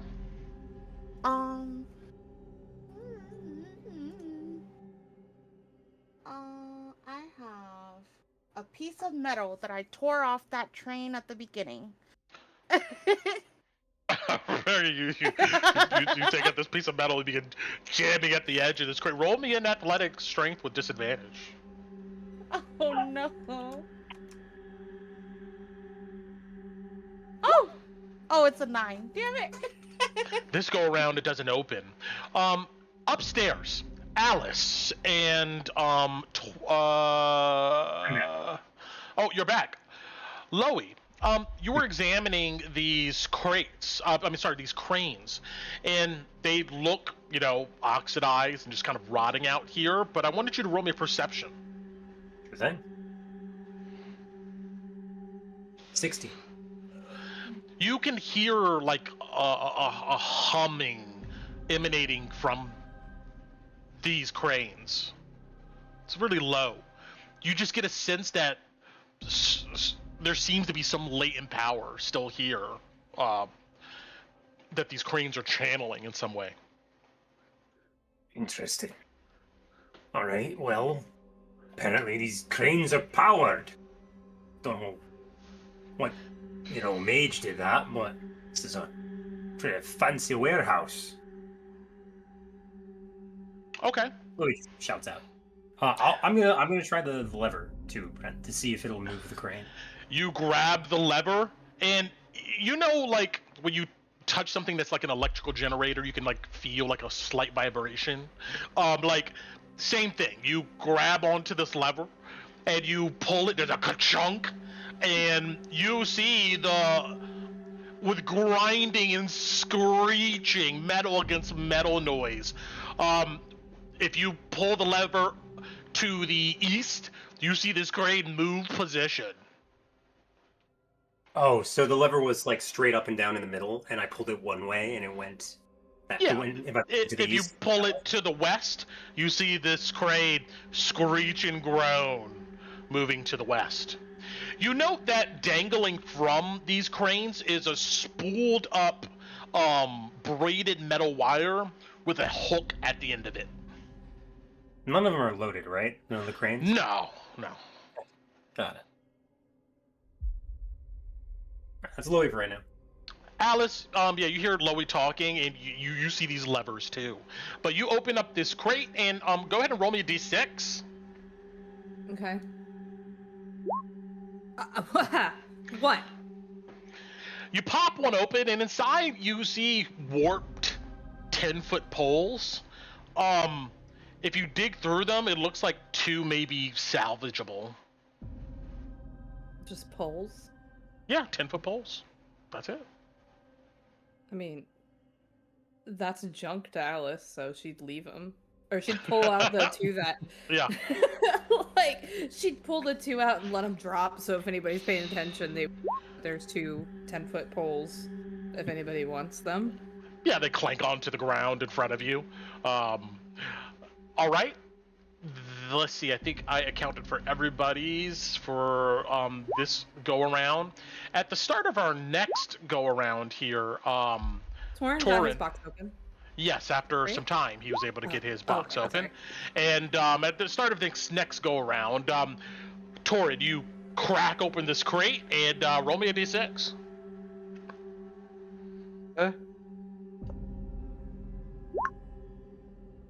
Show off. It looks to be wagon parts. Mainly, it looks to be like joint fixtures, things that bind probably wheels to axles. Probably not worth too much on the market, but if you guys had a cart you needed to fix, it may be worth something.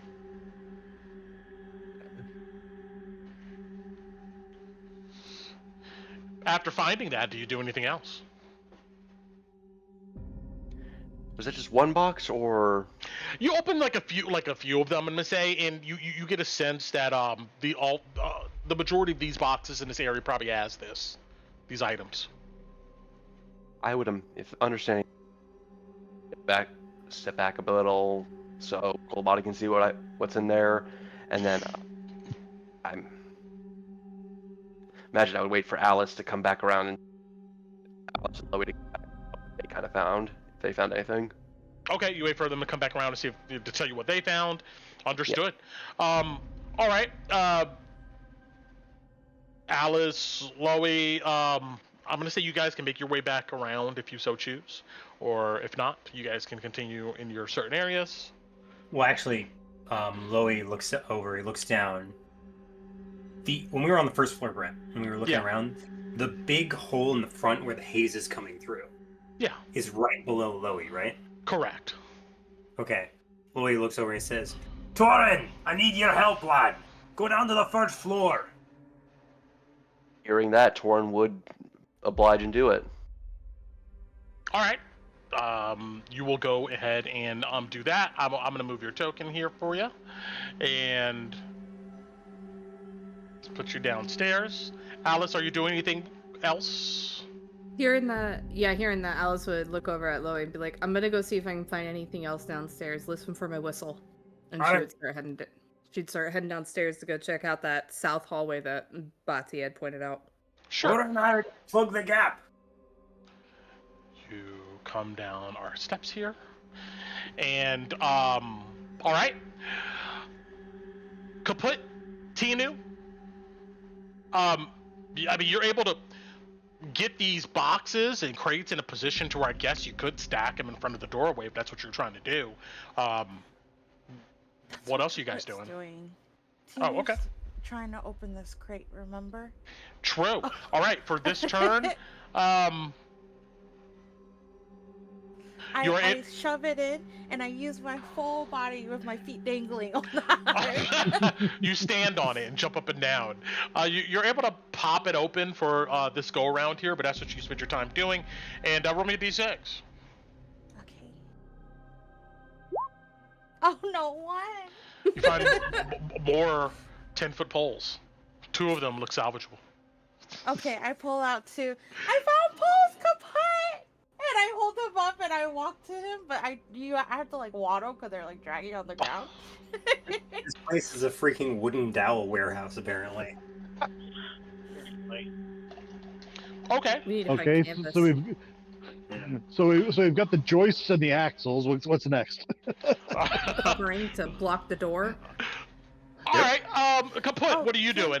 Oh yeah, I'm going. Sorry. What else would you like to do? Tina? Is Go for it. that all I can do, or can I do something else? I'm gonna say you spend this round doing that. Okay, that's fine then. But you I'm show gonna Kaput. walk- Yeah. Yeah, and I'll walk towards kaput.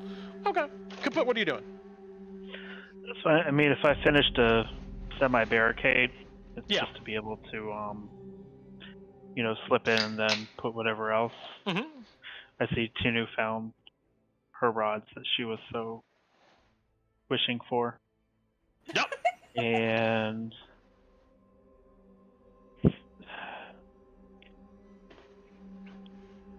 he's gonna call out saying, we have an area down here we can try to fortify, and then he is going to start taking a look around to see if there's anything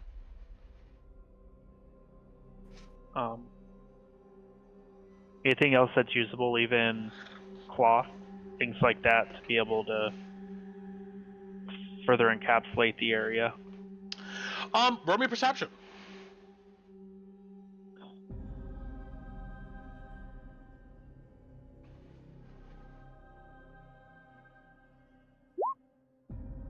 A 12. You find some dirty burlap sacks that could be used as kind of cloth, but not enough to be effective. Alright, he's just gonna keep searching, maybe even find something else that could be useful, but at the moment that's what he's doing, just focusing more on that. All right. Torin, when you come downstairs, you see thick clouds of haze before you, as they are like just gently flowing in to this warehouse.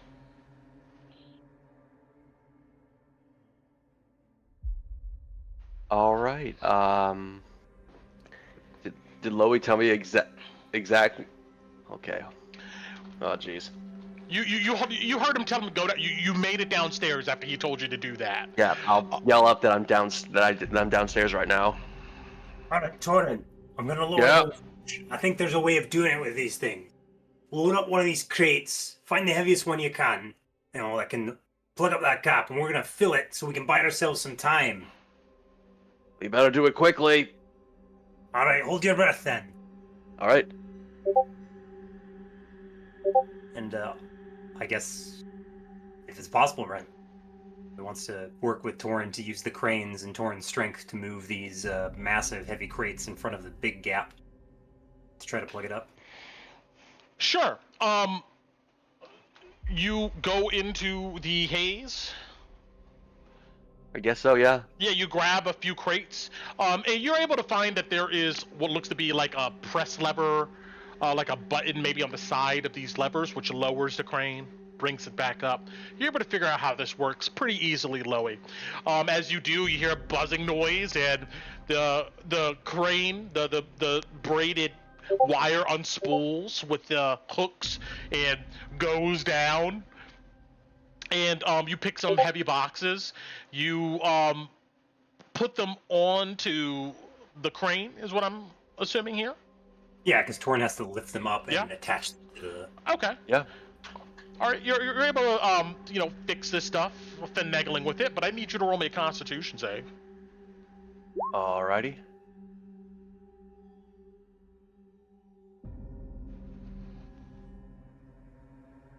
Oh, wait. I don't know why it did it like that. Let me try again. I got the first one.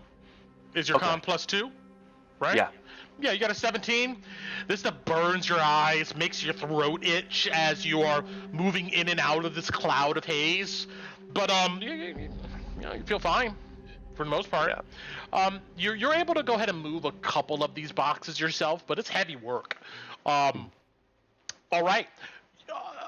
More of this stuff is pouring into this area. All right. Back upstairs. Yes. Is it slowing at least with the crates that we're starting to pile up in front? Yeah, it looks like it is like, some of this haze is, bouncing off of it and curling up around the doorway instead of flooding in. It looks, like if you keep at it, this probably could slow it down, like you said. All right. All right. Alice, what are you doing? Checking out this southern area to see if she can find a better place to bunker down or anything. Is it curious, like just looking through? A dark passage slides before you, and you can move yourself as you carefully walk inside.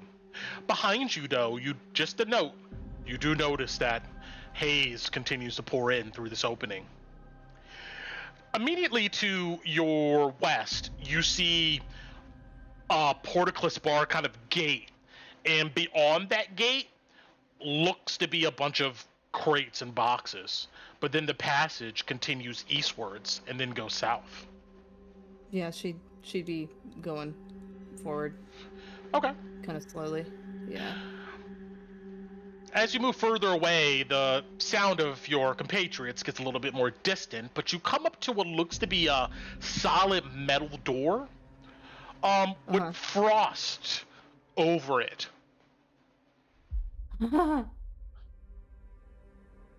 Is there any placards or anything that identify what this door is? You look around and you see on the ground it says cold storage on a metal placard.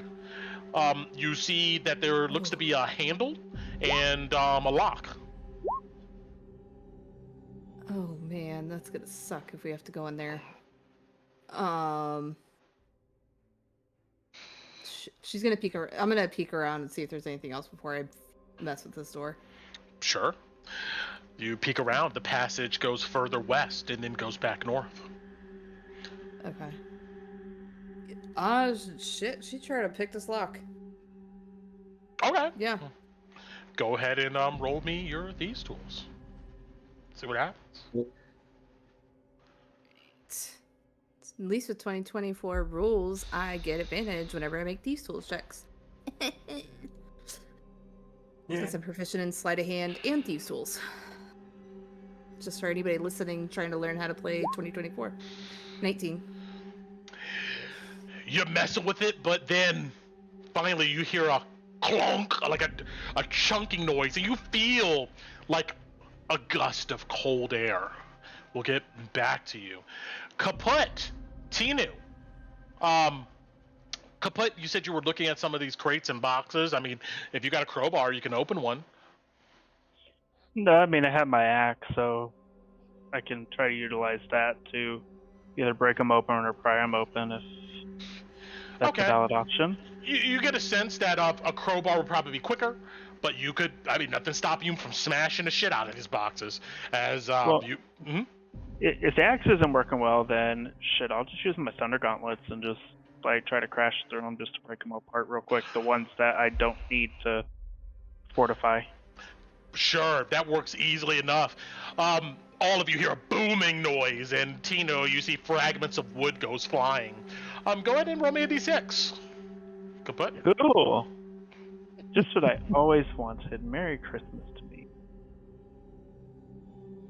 You said d6, correct? Yes. You find a stack of small ship anchors inside of these crates here. If you try to pick one up, it looks like each one easily weighs 200 pounds. No, that's above my strength. Well, I'm glad I didn't try to move that crate. Alrighty. Yep, then. You could have done it. I believe in you.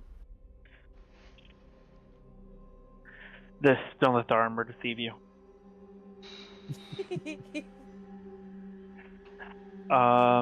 Yeah, and then I guess I'll look around again, just see if there's anything that catches my eye. Well, I mean, I understand that the haze is coming in, but everybody else is doing stuff. So Yeah, looking around, you see what I described. There's, of course, this metal door. There is stacks of crates. And then there's plumes of haze coming in towards the south that's obscuring your view. And you can hear Torin and Loey talking with each other and coordinating as Torin is trying to grab the largest crates he can find using the crane hooks and guiding them towards the entrance. But nothing else besides that initial description stands out. now, I have a question. I have mending as a spell. Would I by chance be able to put that statue that's over there back in? That's an interesting question. Give me the text of that spell. Yep. Tino has mending too. So I know it's not a tear or break. I know it's kind of shattered out, but unfortunately, it could be possible, but you get a sense that it will take a while. It will take probably longer than you want to reassemble it. But if you so choose, you get a sense that maybe in about 10 minutes or so, you maybe can mend this back together with help of Tinu. I'm just waiting for the damn ball to drop. I'm trying to figure out what the hell it. Well, I mean, kaput is too. I mean, just. Oh yeah, I get it. I understand completely. Like, what's going to happen next? You know. So, I don't know. I guess while waiting for everybody to either A, call out that they have a safer place, or B, that we're getting attacked or whatever, I'm just gonna start going through more crates. So. Okay. All right, we'll get back to you in your next crate here. Tinu, are you doing anything specific? Yeah, I'm gonna use, well, everybody's kind of being loud, so she's like, okay, I'm gonna be loud too. And I'm gonna cast thaumaturgy on myself. Mm-hmm. I'm gonna do the one where booming voice. Your voice booms up to 3 times as loud for 1 minute, and I'm gonna whisper. She's trying to be quiet. She's gonna whisper, Patty, I found a statue that the Academy was using. It's downstairs. And she goes back to the statue. Okay. Good place there, because Kolabati, what are you doing? You hear this? I was about to head back downstairs anyway to see if anyone found anything, since it looks like Loey and Torin are working on buying us time. Okay. You come back downstairs with Satoru on your shoulder, and you come over and see what I described. It looks like a statue that's been carved to look like one of the guard of Drakkenheim, shattered in pieces on the ground. And to the north is a massive metal door with a handle and 4 holes next to it. Kaput tried to open it. It wouldn't open. Looking at the statue, does it look like a construct or a golem, or? I'm being trained in Arcana. Roll me an Arcana. Yeah, let's see. Yeah, like was it sentient, capable of taking orders, or not that roll? All you're able to get is that looking at this, it looks like it was magically destroyed at some point. Maybe blown up. Is there like a head or anything associated with it? Yeah. You find a head. You see a stoic-looking female with a helmet on. Screw it. Considering things like it may be a construct, it may be capable of taking orders, all that. Speak with that. Give me the text of this.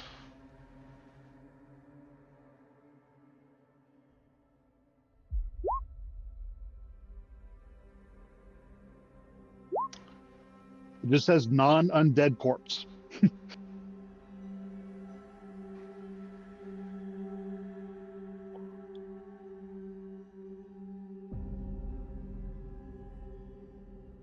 If head's intact, it's got a mouth.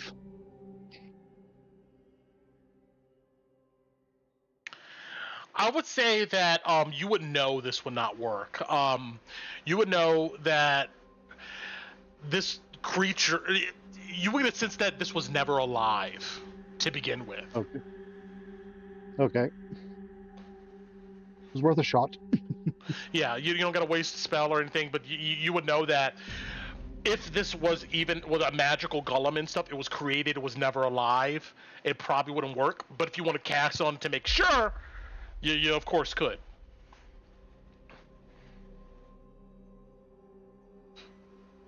Okay, well, if that's the case, I guess I'll examine, the lock on this door then. Sure. Go on next step. You come up to this massive door. You see the sign above it, of course. Heightened security storage. See owner for access to your lot. And you see a large metal handle, horizontal position. Next to it is a vertical line of 4 holes.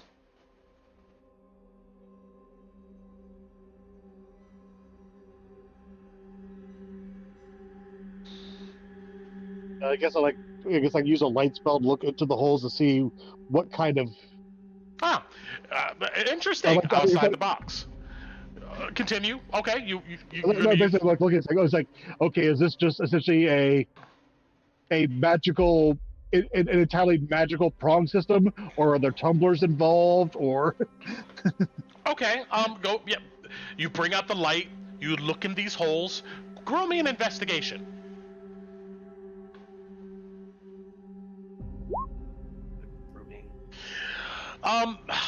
It's hard to discern their exact purposes, but I won't deny you from coming to the conclusion these holes must be somehow associated with opening this door. But, as far as any other details, it's just small holes. Mm-hmm. Yeah, I was because I'm going through, I was okay, is this going to be is this 4, is that 4, okay, is there 4 keys involved in this, or is this a module you plug in that has 4 times, which might be associated with those 4 digits on that? If you're asking specific questions like that, I would say that we'll end your turn here with you being able to see that it looks like it's probably a mechanism where there needs to be something to open each one of these holes or engage a lock with each one of these holes. That's what we'll go ahead and say, if that makes sense. You don't get a sense that there is individual keys for each one of these holes. You don't get that impression. Mm-hmm. That's what I was thinking. Okay. All right. I think I've covered everybody. Torin, Loey, you get a sense that after a couple more rounds, you probably can. I'll give you one more round. You probably can put enough crates in front of this door to slow down this haze coming into this area. Okay. But you will need to be committed this last go around. All right, let's do it. All right. With that fastness, quick as you possibly can, sweating, Torin, you're hooking up these boxes, moving them in front of this open doorway. But you do have to go back into this haze again in order to do such. So roll me a Constitution save. Almost done, Torin. Oh, no. You cough. One of those big coughs. All of you hear it. It's pretty hacking. But you continue on with your work here, and at the end of this next go around, you'll be done with this this project. So hearing that, we need to do one more, right? Yeah. So I'm gonna go around with everybody one more time, and then after that, you guys can do something different. It'll be completed. Yes. I guess Loey would shout, Torin, do you need to switch? Get it done! All right, come on, lad. Yep. Got it. All right. Back to Alice. You're down here in this corridor, and you just unlock this door, and you can open it if you wish. Yeah. A blast of cold air just hits you. It's frigid. It hurts. You look inside and see a bunch of sturdy, well-made crates and barrels amongst a bunch of ice.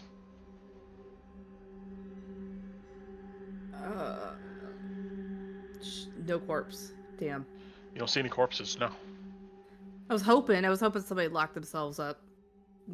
You know, like the owner or something. Yeah.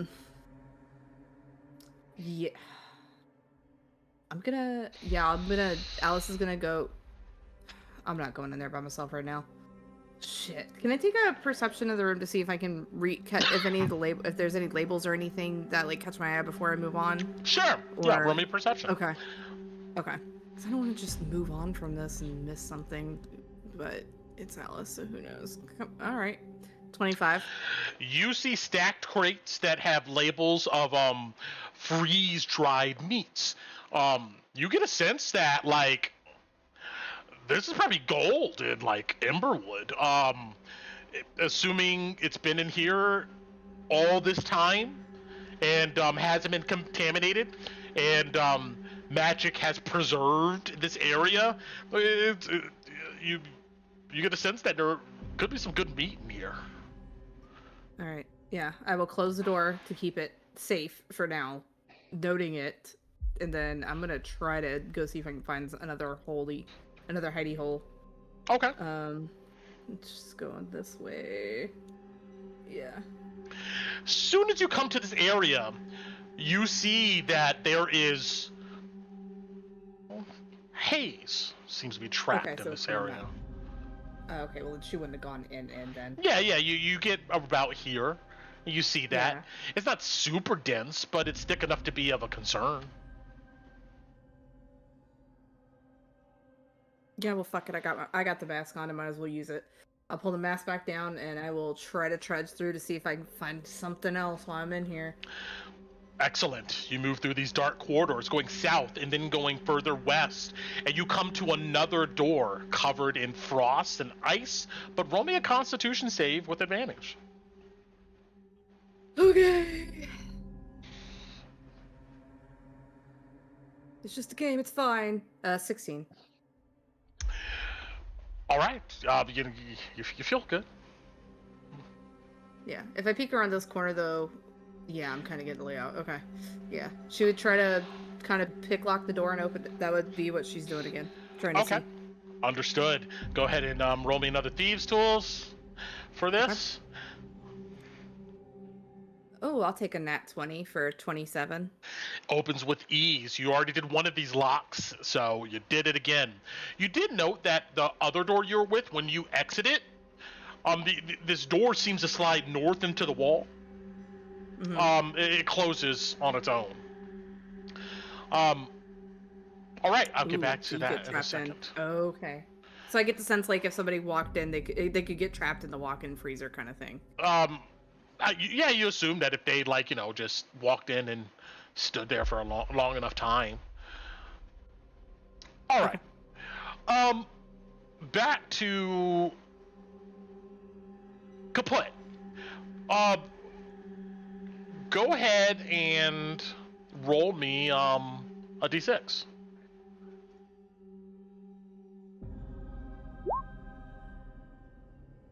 As you're looking through the stuff, you open another set of these crates, and you find large bags of what looks to be mortar mix.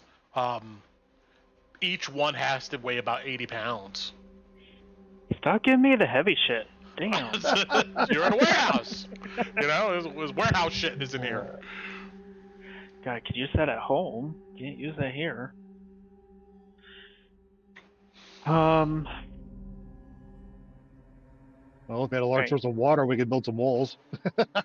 Yeah, I can't create water. I didn't take that. Alrighty. Well, I have found anchors. I have found mortar. I see them back over at the door. Torrin's working on building a secondary haze blockage.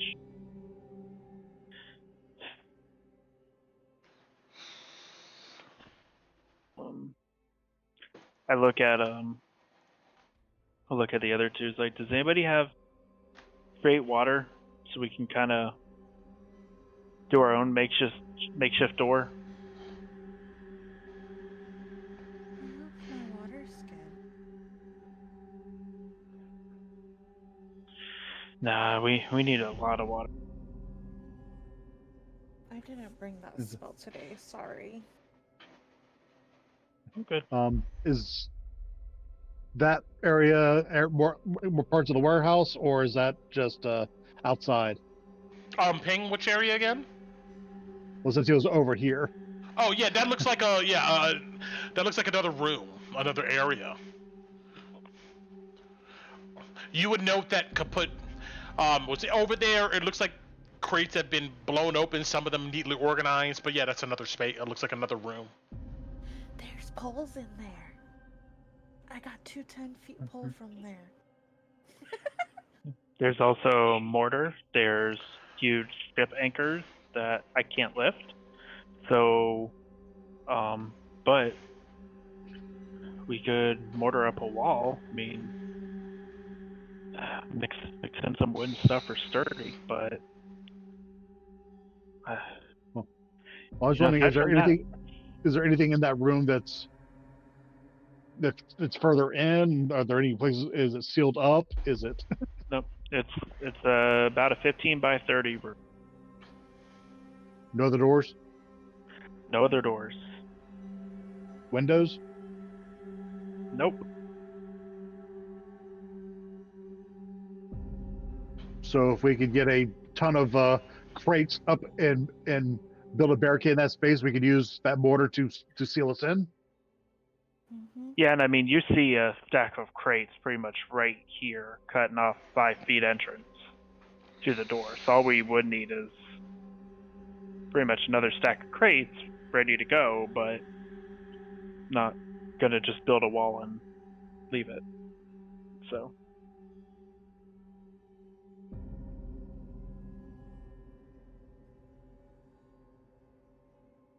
All right. Another more haze comes in, but Torrin, finally, you're able to pile enough of this stuff up with the help of Loey here, operating the crane, to where I'm not going to put it on the map, but a large section of this area is covered, and it looks like it's slowing the fumes coming into this area pretty effectively here now. Is there anything else you'd like to do? You're breathing heavy though. You're sweating. You're working hard, fast. Probably try to get myself out of the haze, get myself from a little bit of relief. Okay. I'll yell back up.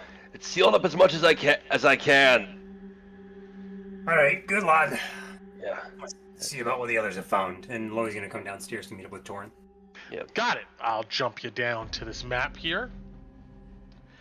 All right, Loey, Torrin, Tinu, Kolobati, could put all of you kind of together at this moment. Are you doing anything unique besides talking about the possibility of maybe cementing you guys' self into this room? Well, I'll say that I'll tell them that by keeping an eye on Alice, she found 2 cold storage rooms on the south side. It hasn't found like a foreman's office or anything. No, it seems to be open, that space upstairs. I can, if it's cold and sealed, that might be pretty good at helping stop this further. I can easily make a fire to keep us warm in there. Depending on how cold it gets, and it doesn't trap us in there. Yeah, it's something Tinu. Oh, I was just gonna look down this drain, but it's okay. If you guys say that, then she wouldn't. You look like you're looking for Pennywise at this point. She's on her knees. Hi, is anybody down there? We all float down here. You look down the drain. Yeah, you don't see anything remarkable down here. It's just dark, scummy water, debris. But water that we could mix with the cement, but right? I would say, I mean, it's not enough to be effective. No, that's not a sufficient resource. You don't think? Oh, okay, she'll get up. Okay. What's with the other barricade? And Lou points to the one that Kaput's been working on.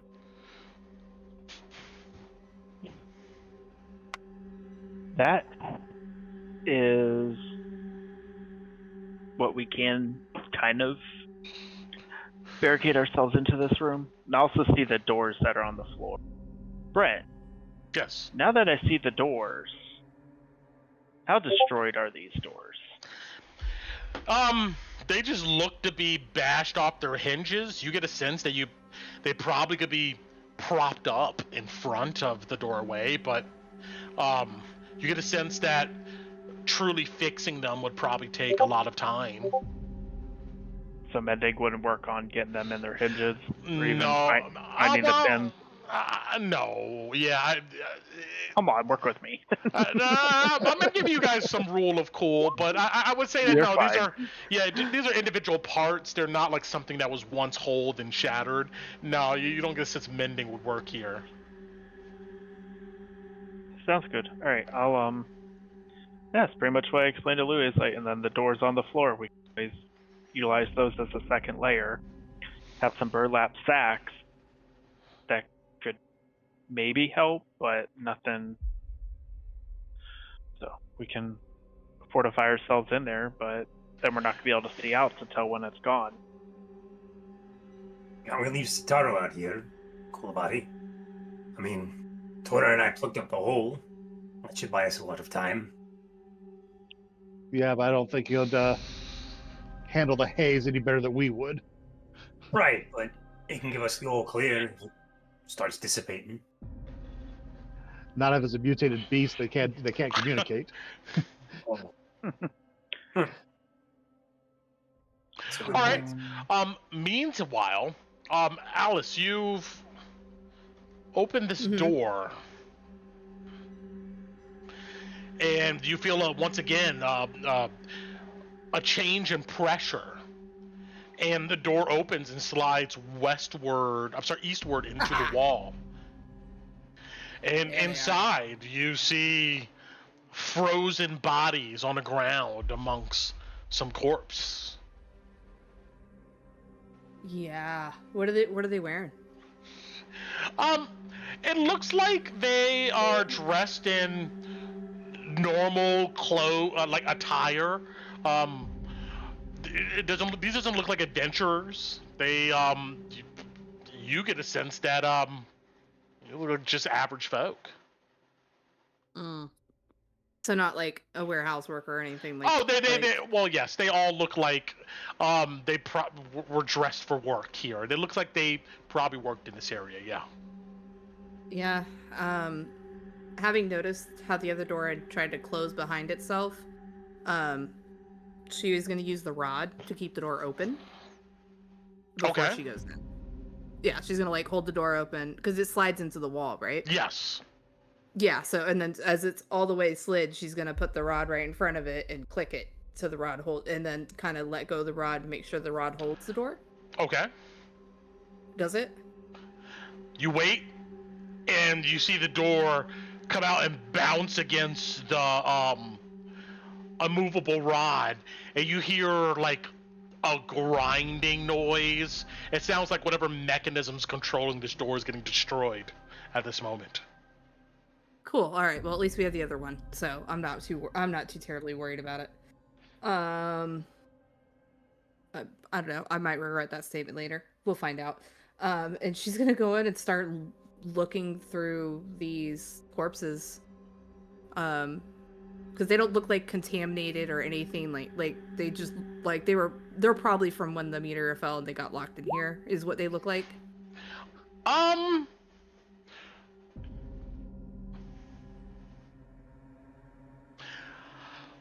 One of them looks like that. The two others, sure. You know what? That's a good enough sense you get. Yeah. Yeah, Okay. Yeah. Okay. Yeah, because she's not trying. She's not trying to like go poke some haze husk, alone. But yeah, she'll kind of whisper because she doesn't know if Bati can still see through. She's gonna be like, if anybody wants to come back me up while I look through this, I'd appreciate it. And she'll kind of step in to look at this first one to kind of see what's up. Yeah, as soon as you step in, you feel the Yeah. frigid cold air just wash over you. Kolobati, you were gonna say something? Yeah, she's like, guys, like, Alice found corpses in a freezer. She's gonna need some help. All right. You guys look to the Talk south them, of you. Bati. You do see a bunch of haze swirling in the center of this area here.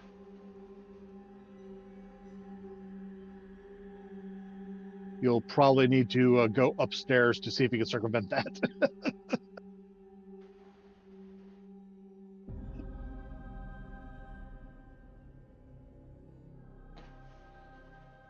Hey, let's go. Does have a look. anybody try to make their way over to her, or no? Yeah, let's go. Come on. We'll see if Dorian can Yeah, keep us let's go. warm. Did Bati say something's going on? Yeah, Yes. Body would have told you that Alice found some corpses in a freezer area towards the south, and she's looking for support. Gotcha. Okay. Sorry, I missed that part. Yep. Sure. Go upstairs to avoid the haze. Okay, look at you smart cookies. You guys go upstairs, wrap around, then come back down the other way. I'm going to go ahead and just move you guys. I don't know if Torin, are you going? Kolobati? No, I'm going. Okay. Yeah, we should all go, Torin. See if your fire can really keep us warm in there. You see a passage to the south of you that has haze trapped in its corridors. All right, well, Tinu, Kaput, roll me Constitution saves. Loey, Yep. you too. This is the way Alice went, then yeah. Dirty 20. 18. Okay. 15. Okay. Torin, Kolobati, you just standing outside? All right. I'll run. Hold my breath and run through. Okay. Also, why are you guys coming through the haze? The other way's clear. Which There's haze in front of the door. Yeah, roll me some Yeah, Constitution okay. saves. You get a sense that without something more industrial, or a gas mask, or some ability to hold your breath for a long period of time, you don't get a sense that it's effective, Torin, holding your breath here. It's in your eyes. It's on your I skin. will say if that counts as a fail, I will use Arcane Deflection to add +4 to that roll. Got it. Okay.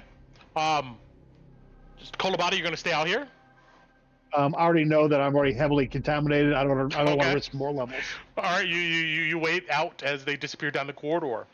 You guys come around to see Alice inside this freezer box, looking over these bodies. Roll me a perception, Alice. Okay. Ooh. There you go, girl. 26. The first one you look over, attached to its cold, frigid, frosty body, you find a coin purse where inside there is 37 silver pieces. And there also looks to be about a 6-inch long T-bar. Okay. If you need, look up T-bar if you need a visual Oh. of what Oh, that is. Yeah, no, I know what it is. Yeah, I know what that is. So, I got it. okay. All right. It's One- Like letter T, bar. Look that Yeah. up. T-bar Yeah. key. Look up that. Yeah. All right, so she'll definitely take that. You She'll pick it up, definitely you take pick that. up the, yeah, I mean, all of you come inside. You hear the banging of the door against an immovable rod, and then eventually it just stops grinding against it and just stays open. This is not the one we're staying in. Hopefully, it didn't mess up the mechanism in the other door. But Oh, I didn't want to shite. get trapped in. I didn't want to get trapped in here. That was a good call with the rod then. All right. Tora and I filled up the gap, and Kaput's got a barricade, so if your freezer plan don't work, we could always try the northern side. We gotta hurry, the main room's filling up with haze. Okay. All right. Well, look through shit while you're in here with me, and she'll Okay. start looking through the other bodies. And... Look Tord will through. assist her. Help. Right. Help. Specifically, help Kaput action. will help. Yeah, same. Kaput help with help action. Loyal Got to it. himself. Okay. What was? I'm sorry, Tina. What were you saying to Alice? Huh? Oh no, she didn't say anything. She just said okay, and then she went and looked over here. Okay. Okay. While you guys are looking around in here, I need everybody to roll me on my Constitution save. So I'm trying to be quick and have everybody look. Sorry, guys. You need to go. I understand. That's 10. If you're trying to do this quick, you can go ahead and roll these Constitution saves with advantage. If Alice is saying we're gonna do it quick, then Okay. I'll roll again, I guess, if it's with advantage. Just tell me your Okay. highest roll. 12. 10. 19. 18. 12. If that fails, arcane deflection for 16. Got it. Okay. This cold burns your skin. It makes your fingers numb almost instantly. But you're able to look through these bodies fairly quickly. Just give me a group perception. Group perception roll here. Okay. Not investigation. No, perception. Yes, perception. Here you go. I'm Tom. happy you're here, Nat 20, but I could have used you earlier. All right. That's 24, 1, 2, 16. 3. That's okay. That's half. Go to roll me a D100. Somebody. Doesn't matter who. Alice, it's your room. Roll it. Yeah, this is your Alright. thing. So. Okay. Ooh, Yeah, shit. see? 91. Good roll.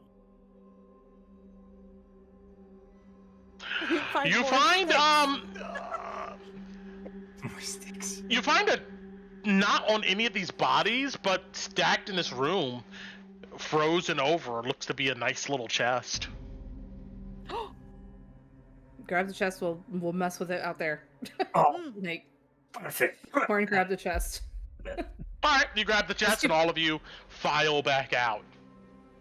Did I find any more T-bars or anything on the corpses? Or no? No.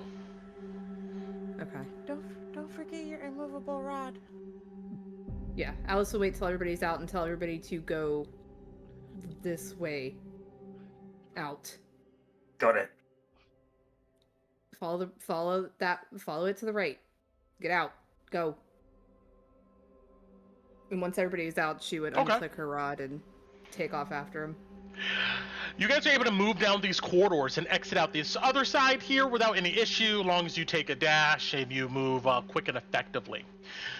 When you guys come back out, you do note that the haze has slowed coming in, but more of it has come in. It's still in the same position you see here on our map, but it has expanded upward to the second floor. Imagine that. Imagine I that. knew it would. Do we want to try We should try your try face if it's locked the way you think it is. And It won't open? oh no, you come to this door here. Yeah. You see no lock mechanism on this door. No, this is a portcullis, right? Yeah, it's a portcullis. It's like a bar. It's bar door. Oh, actually, I said no. Wait. Yeah, there's a lock on this door. It's not. You look at this T-bar. It does not fit in here though. No, I think we know where the T-bar goes. Honey, we got a It- few well- more minutes, and then the place is gonna fill up. does- Yeah, we need to get she'll that hold secure up- lockup open, probably. Okay, so we going? Yeah. Is that where we're hiding? I thought we were going for the freezer. Or was that the freezer? That was one of the freezers. Yeah, we already passed the other freezer. Do you want to use the other freezer, or do we want to use this? Alright, if there's a safe or somewhere that's like magically sealed, let's go for that. That sounds the safest. It sounds like what you're talking about, right? She'll hold up the T-bar for Bati. Or anybody who looked at the door. I guess I looked at the T-bar and see if it's the correct width for those holes Yeah. under the door. Yeah. Sizing up, it looks like it, 100%. All right, do you know? Yeah, this is definitely the magic key for the other door.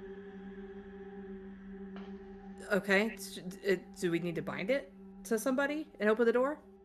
Well, let's use the card and get it bound. Let's see if it works. She'll hand it over to Bati. Or do you want me to do it and run over there and see if I can get the door open? I'm fast. And I have the mask. What do you guys want? I would think maybe you can try it because you move faster than us. And did you guys let everybody read the card at this point? Everybody but Kaput and Tinu, I guess. Yeah. Alice would pull it out right now so everyone can see it, yeah. It says it binds for 24 hours, so it should be fine after binding it. Yeah, but I want to go see if I can get the door open so we know if we're going on the door or the freezer before all this haze fills the place. Yeah. That's why I'm trying to be quick. I'm sorry. No, it's okay. You have to bind it first, is what I'm saying.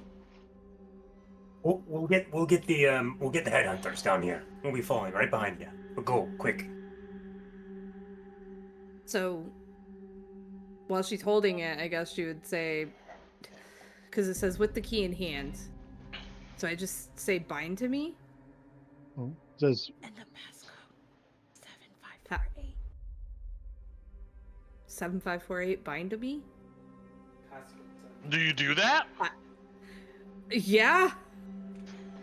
Fuck You it, feel a Brent, let's static go. energy around this T-bar. It's like evident. It almost makes you drop it. It's almost like, you go across a carpet floor, you touch something metal, it's that static. It's Yeah. like that. It's like a pop. All right, shit, that worked. Okay. Do I just run through or do I go upstairs? Upstairs, you can avoid the haze that way.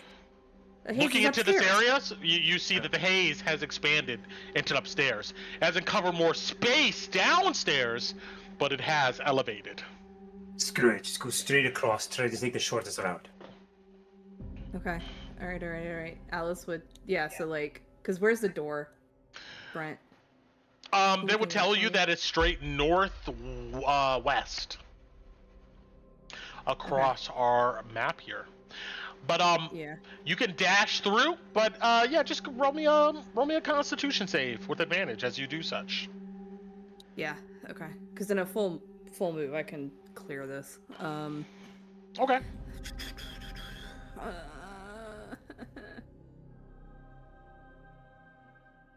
Damn. Okay. I'll take a dirty 20. Right. You rush through as fast as you can. You come out the haze on the other side, and you skip over to the door with the headhunters watching you, and you have this T-bar in your hand. Bind a key with key in hand. No, I don't want to release the binding. Yeah, but how do I know which one it goes in? Because there's... Okay, Brent, so I wasn't super paying attention. Because I hadn't seen the door yet, so I was trying to keep forgetting. So it's a door, and it's got 4 slots. And there's no numbers or anything to see, right? No. All you see is a handle, 4 holes lined up vertically next to the handle. It looks like this T-bar probably fits inside these holes. But I don't know the sequence or anything. Can I make an insider intelligence check or something? Because I'm... Sure. Like... Okay. Can I get the insight check? Yeah, roll me an insight. Okay. And since Tato's sitting there next to you, he's like, look for scratches near around one of the holes. Maybe that's the one that they've used the most. Oh, that's a good idea. Yeah. So it's 13. 13. You don't get any further information looking at this, but you take Kolabody's advice. You don't see, well, I mean, they're just scratches around each one of the holes, equally as so. There doesn't look to be anything to distinguish an order.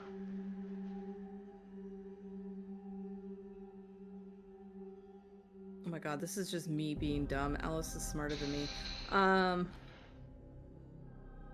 I hate puzzles. I hate puzzles.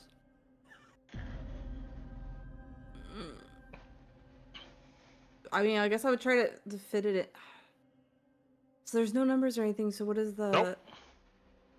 She'll put it in, I guess, the one that's the most under the closest one to the handle, I guess? Okay. It fits in nice and snug, and then it seems to lock in place. God, I bet you they need 4 of them. God damn it. Bind a key with key and lock. Open position. What is open? Can she like move the T-bar to see like if it moves anything? Yeah, it seems to rotate.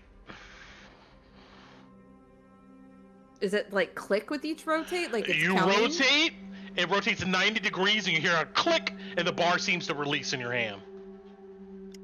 Safe stay open 5 minutes. Does it work? Does it do anything? No, nothing happens. Can I open the door? You grab the handle, it does not budge. Oh. Okay, she'll take it out Yep. and start at the one that's furthest on the left Okay. and try to do 7 clicks. Or does that not make sense? That does not make sense. So what happened is Okay. that there's a row of 4 holes on this door. You took the T-bar and put it into one of the holes that's closest to the handle, and you rotated it clockwise 90 degrees. You heard a click, and the bar seemed to release, like whatever was holding it inside let go, and you pulled the T-bar back out. You now have it in your hands again. And when I pulled the T-bar back out, did I hear it like it locked back? No. Or no? No. Oh, well then she'll try to rotate all 4 of them. Okay, yeah, you take it, you put it in another okay. hole, Now it's making click, sense. it does the same thing. You take it and put it in another hole, click it. It looks like all these operate the same way. And you get a sense now that there's no... When you turn the final one, the door shifts slightly. And the handle It's also open. jiggles. Yeah, and when you do that, as the title will like convey to you, maybe duration 3 hours, just in case. Safe stay open duration 3 hours. Does it do anything happen, Brent? No. Oh, wait a minute. Alright. No. You don't. But I will give this to you.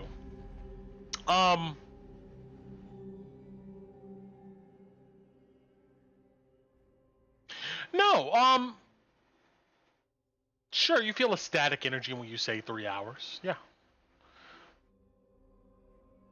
Okay. Yes. She will. That works. Yeah. Okay. You are Okay, absolutely great. right. Okay. All right. So we got 3 And then hours. Poppy will tell the party she's got the door unlocked.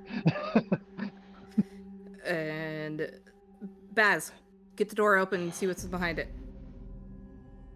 All right. Watch out. You see he comes over, he grabs the handle, and you see he pulls it open and stands in front of the door. And we got about 30 minutes left. Let's go ahead and just take a 5-minute break. I need to use the bathroom. And Okay. we're good to go. A lot of You're brain doing work. great, Alex. You're doing great. I'm not opening that door. Whoa! Whoa! Yep. Yep. I'll be right back.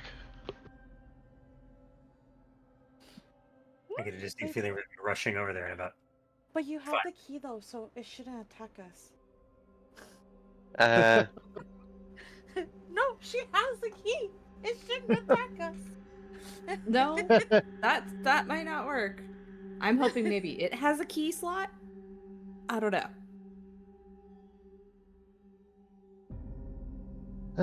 See. I mean, So you and Headhunters I also- have to survive at least 2 rounds before we get to you. I'm totally fine with it chasing my ass, and then I'm gonna run back in and lock the damn door, and it can be out here in the haze while we're safe and sound in there. We don't have to. I'm not gonna fight the damn thing. We'll lock it out. We'll deal with it later. It's fine.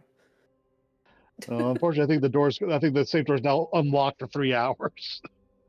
Well, I think I can lock it because I should be able to lock it again. But oh, we did it, guys! I'm glad I went and searching. Shit. Well, yeah, with key in hand, safe lock closed. So, but the thing is it unlockable from the other side? That's the question. Yeah, that's what I just don't know yet because we haven't seen. All right. Whew, okay. So, if you need to go do something, we'll wait. We got a few minutes. I don't want to wish anybody Alex back. walked away. Okay, that's fine. Alex ran upstairs real quick. So, because you remember the room that we had the D&D table in, Brent? Yes. Yeah, we moved the D&D table out into that landing space. Mm-hmm. And now we have our whole setup in that room. Where like my desk is here, his desk is here, and I got a little reading nook, and he's got a 3D printer and stuff down here. Yeah, we made our own little cave.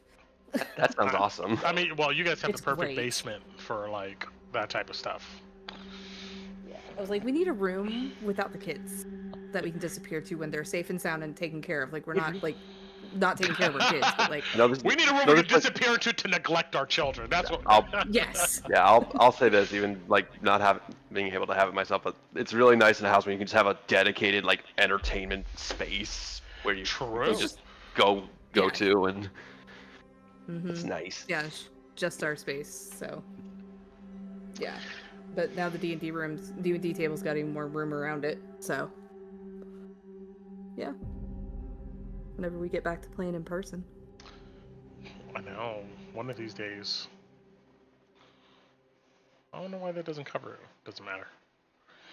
But yeah. I was arguing with myself, like, man, should I just go ahead and let them get back to Emberwood with no issues? I was like, you know what? The odds of them rolling on a 1 is pretty slim. We'll just let it happen if it happens. And then it happens, so... Yeah.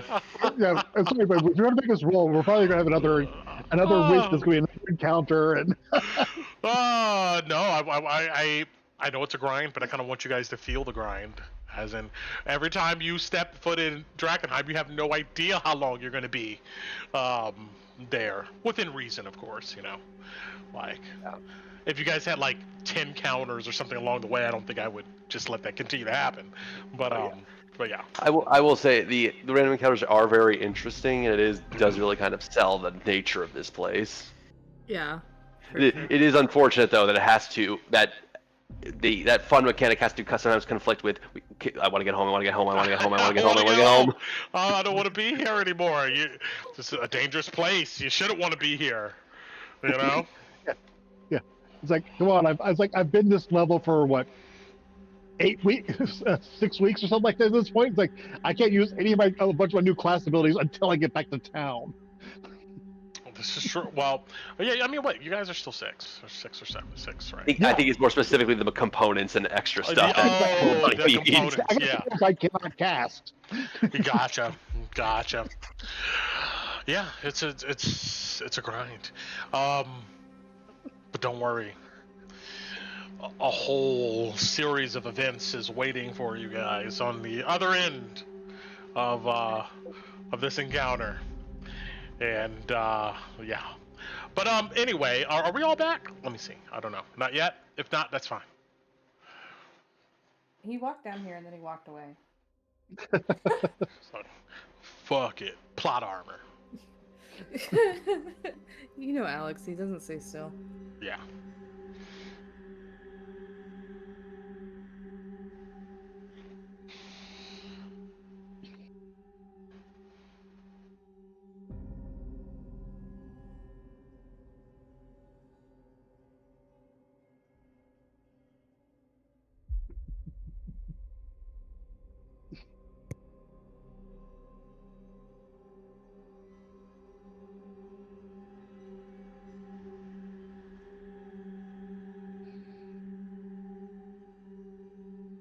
I'm mostly like, I want to get back so that way we can find out what the hell happens to Ron.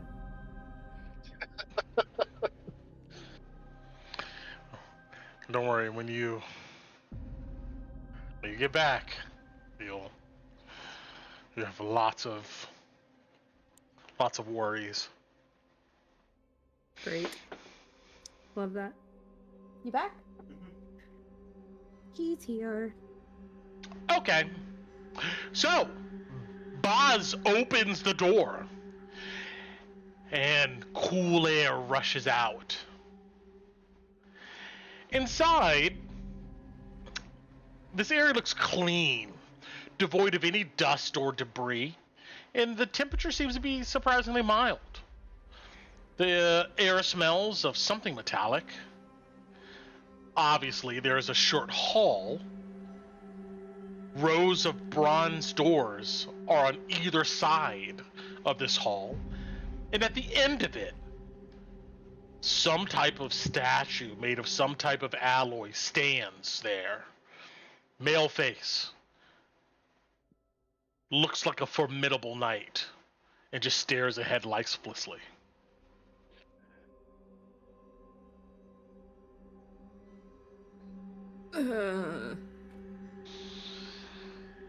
Is the rest of my party coming up behind me before I walk into this hallway? Yeah, well, the rest of you guys, you hear that the door has been opened. What are you doing? I'd say Torin would probably be following. Yep. Yeah, and we gotta run across. All right, you guys know the drill. Go ahead and roll me Constitution saves as you guys quickly move across as fast as you can through this area. Since you guys are dashing, moving through, you're not ending your turn inside of this space. The DC is pretty low for this, so just don't roll a 1. Or, yeah, close to it. Drill for me. If that fails, add +4 with arcane deflection. That would fail. You add 4. All right, you're good to go. 11. Yay, War Wizard. All of you come back on the side, and do you see what I've described? A hall, at the end of it, a massive statue that looks that looks really particular. It doesn't look like you know how in video games you like run across an area and they try to make something look like it's part of the background, but you can obviously tell it's an animated thing that does something. That's about to be a thing. You see a head here. You see a large statue just kind of standing there. The cells in that animation screen are animated. Yeah. The save bar begins to load. But yeah, you guys look into this corridor.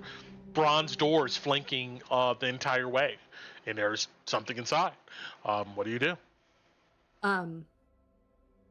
I could try, if you guys want to try to hide off to the side.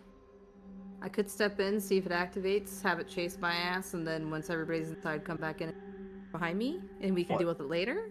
Oh, the golem at the end of the corridor. Yeah, that's probably a good idea. Yeah. Would you rather I do it because I can take the hit?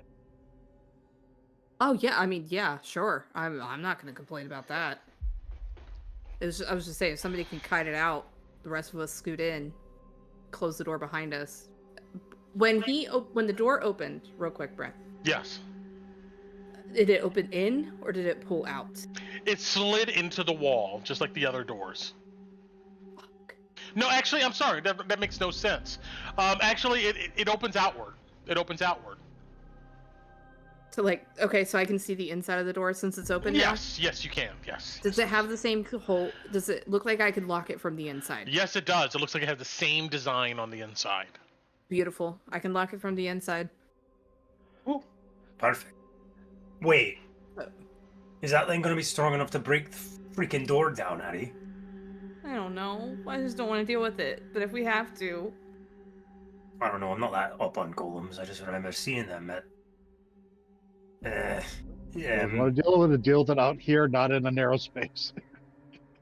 Maybe Okay, if we don't touch anything in there, he won't activate. Yes.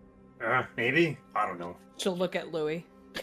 I just remember seeing clay statues that look exactly like that in Glimmer, and they kill people when they go where they're not supposed to. I think. I don't know. That is what this one said, Brent. It said, what did it say again on the back of it? Something. No, you look at the back of it on the statue. It says, please report malfunctions to the nearest academy office. That's what it says on the statue. If you look on the wall, though, it says heightened security storage. See owner for access to your lot. And then it also says on another placard, all items tracked. Theft will be reported to the guard. That's what I meant. That's just don't touch anything. Until we're ready to leave. Got it. Oh, Gotta keep them. Oh, we're. Should we go? Yeah. Just she doesn't know if it can hear. yep. And she'll sign to Louis. We're robbing this place on the way out, right? Well, yeah. Yes. Yeah. Louise, nice back to you. All right, kaput. You walk inside in this clean corridor. You do note that on the floor there looks to be something dried burgundy color in front of one of these doors.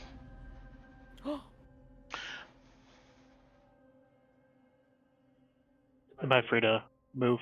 Yeah. What do you do? Where do you go? Move in.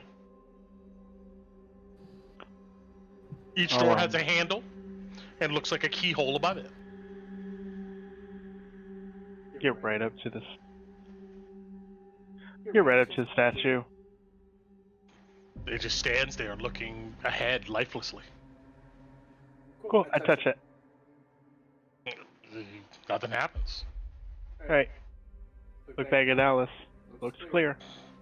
Should I try a door? No. Well, let me step back first if you're gonna do that. I have the key. I know we gotta lock ourselves in with the haze, but we need to figure out when this thing's gonna pop off. Yes? Can we do it after the haze passes? What if we just don't touch anything and then it won't activate? Or I guess you're right. What if it activates during? But So long as the haze can't come through the door, we're fine. But if it does, we're gonna have to go into one of these rooms, and then it's gonna get angry. yeah, That's true. what that's why I wanted to test. Yeah. Okay. This keyhole that's on this door, does it look like it's for my T key? No. Fuck. Alright. I'm gonna have to pick the lock. It's gonna know.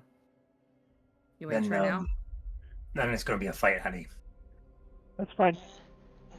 So just a reminder, the T-bar is in one of the locks on the outside of the door. You guys said to let the door stay open for 3 hours. And kaput, Alice is inside. The rest of you are watching on, along with the headhunters, curiously. So what are you doing? Oh wait, Alice couldn't take the key out of the door. I thought Alice had the key with her. Do you do that? She would have tried that, yeah, to see if she Sure. could have taken it out Yeah, and yeah, locked it or not. You take it out of the door. It doesn't move. It doesn't do anything. You have it in your hand. Okay, because I want to make sure I have it when I'm inside. That's why I wanted to check that the inside of the door had the place for it. Okay. It looks like this T-bar can fit in any of the holes on the inside of the door, Okay. just Alright. like the outside of the door. Okay. So I get the feeling that if it closes and we're inside, I can get us out the same way. Yes, yeah. It looks like probably the same mechanism. Okay. You said there was no dust in this room though. Right? No, yeah, it looks completely clean in here. I think we should be fine as long as that door is closed. There's no dust. All That's right. Well, we can wait out the haze and then check other things out Yeah. after. After. Priorities Yeah. first. All right, everyone in the hallway. Come on. All right, yeah, move yourselves if you guys. You see the headhunters? They come in. Yeah, I'm staying by the door. Satario, come on, pretty boy. Wait, where's Dog? Dog yeah, would Dog. be here. You're right. Dog would be here. Like, wait a minute, guys. You left me back at College Gate. No. No, we Here- didn't. I would get him. I'll get his. I'm gonna get his token. But what are you guys doing? The door's open. You guys are standing in this hall, looking around at these doors. I'm listening. What's going on? Let's try to make these last like 10 minutes productive. Do we want to? Do you want me? Do you guys want me to? Alice will pull the door. Alice will look Uh, back. like I closing said, the door? I think Bonnie will say, I'm guessing option 2 on the card. Yep, it's time, Addy. Close us in. I hope this isn't a thing where it activates when we close the door. And because Yeah, we're I in know. here, this thing's I gonna don't attack think us. we have any other options right now. If it is, I'm sorry. Then we're making a sprint for that other freezer that y'all were talking about, and we're praying that thing's sealed enough to be able to keep out the haze. All right. Alice will. Can I pull the door closed? It does not budge. You try to move it. It's like a wall. Okay. Alice will put the key back in. Oh. From the inside, though. Okay. Oh well, no. The key's in my hand. I don't need to put it in the lock, Well, right, yeah, Bucky? look at the card. It says with key in hand. It doesn't say in lock. Safe close lock. Yeah. she'll say Okay. it. Safe close. The door closes, and then you hear clunk, clunk, clunk, clunk, and then the Oh. bar goes rigid.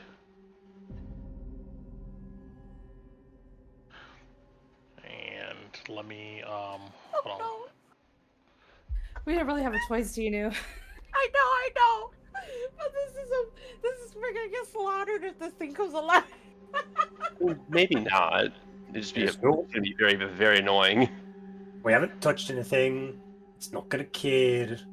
And if this room hasn't been affected by the haze, then whatever the magic's on it probably isn't affected neither. I think that's how it works. Okay, big old dog is in here with you guys. You guys are I can make- crowded. Arrange yourselves to where you want to be in here. Just but I'm gonna go I ahead am and not put that dog nice. in here. Oh, As- fucking You know what? That worked. I think we are exactly where we can be. Okay. Oh, don't touch anything. I say to the headhunters, at least until the haze passes. Of course. Odo says, the halfling is. We're not doing anything unless you tell us. That's right, Buzz. And Buzz, he just grunts and stands there.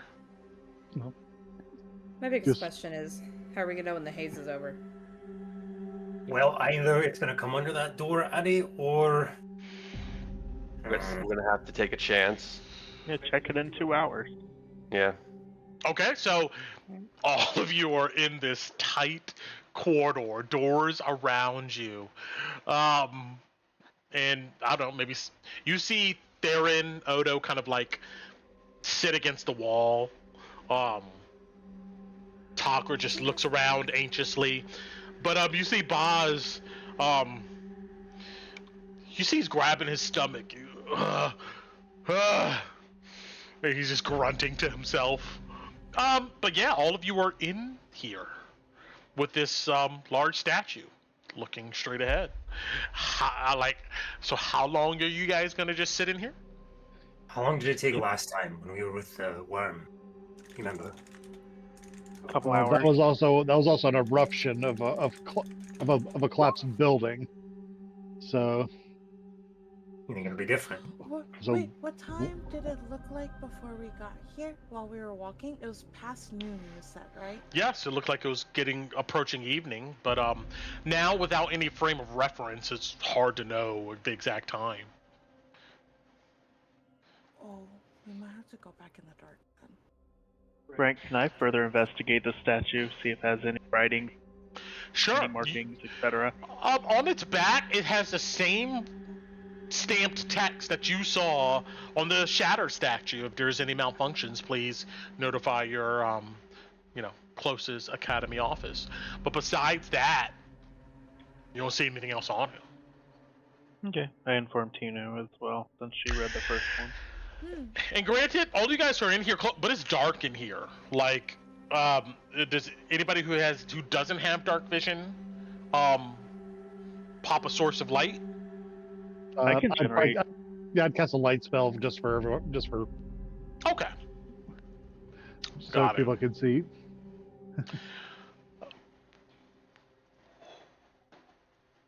Close that. You know, it occurs to me there's another bad part about tight, cramped spaces like these.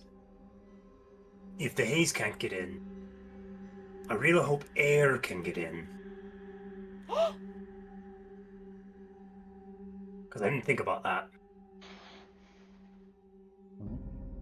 If anybody gets woozy, that's probably when we're going to have to crack that door, Addy. Okay. There we go. All right. Nobody fart. Yeah. How long? I need to know how long you guys are staying in here before you do anything. If you do something, then let me know.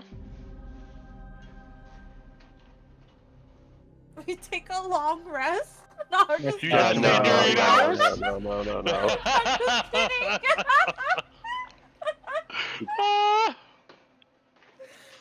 kidding. That's what I need to know is like what's the duration you're going to stay in here before you do something?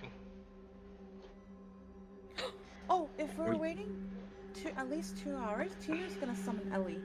That's what. Okay. Yeah, are we- in her corner? You're So going to are do we- 2 hours? So yeah, that's the question. Are we doing 1 hour or 2 hours? 2 hours is fine. We're going to be Okay. getting back at night anyways. Ooh, all right.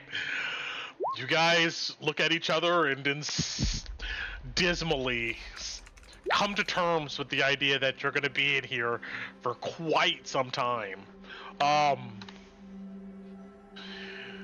After 2 hours expires, if you want to get a short rest in, you can roll hit dice. Please do that. Please do that. Okay. Noted. I'll tell. Got Jesus. Damn, Chloe, you were hurt. No, I wasn't that hurt. I just usually roll pretty bad on hit dice. This is the moment for you guys to role play or talk about anything if you so choose. If not, the last thing I need to know before we end the session is 2 hours pass. Okay. What do you do next? All right. Did you guys find any money? Tina asked the headhunters. Or are you still struggling? Is that why you came out here? Interesting question. Let me go to these guys. Because I think last time they told us they were like struggling. Yeah, they were not making a lot of headway. Odo, he kind of looks down. He goes, well, maybe some of us are here for money. You see, he looks at Theoden, the dwarf. Or maybe not.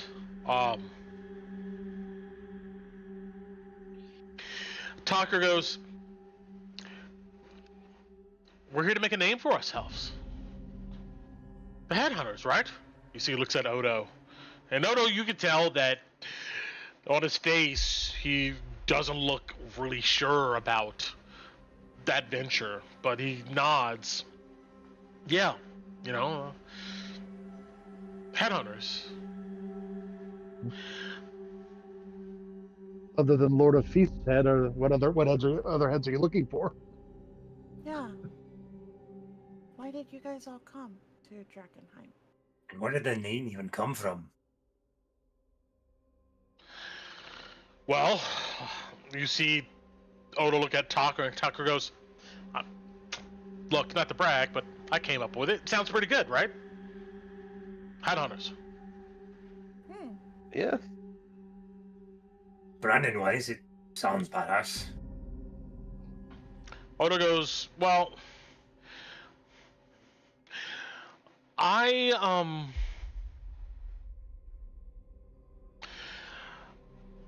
I mean, if you don't believe me, that's okay. But a town not too far from here, I got involved in something with an orphanage. It burned down. I was trying to save some of the people there, and it didn't work out the way it's planned. And I figured, yeah, with some coin, maybe some recognition, I can make it right. What do you mean it didn't work out? Are they saying it was your fault that it burned down or something like that? You see Tucker look at Odo and goes, pretty intuitive. That's what he told me. See, Odo gives Tucker a slightly dirty look. I did the best I could. But yes, I'm a wanted man.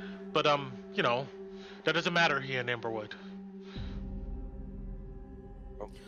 Wait, but I'm sorry, you guys. If you guys want to talk, just talk over me or No, talk. that was all my contribution, so go ahead.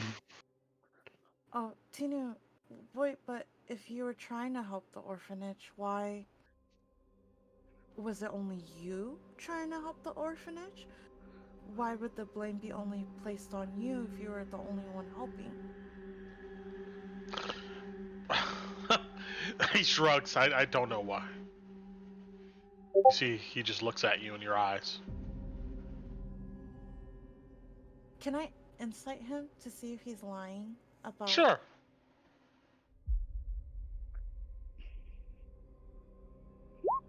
$14?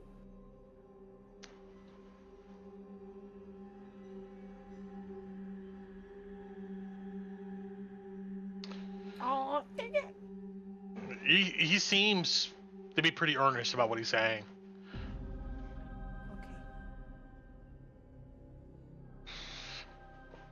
Well, how about you? He looks at you, Tinu. Oh, I'm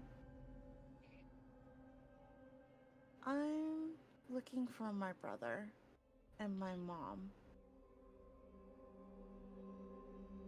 They're missing. I see. I mean, it's a pretty common thing.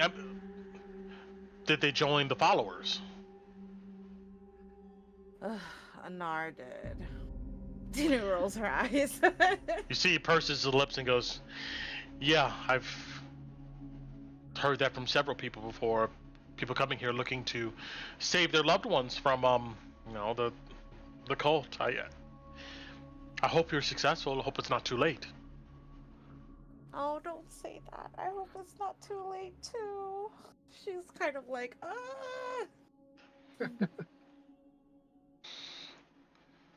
Takara says, "I carry the last name Marston." Is that supposed to mean something? Yeah, you see, he looks around like with some type of recognition when he gets blank stares, and you say that to him. He goes, "Well,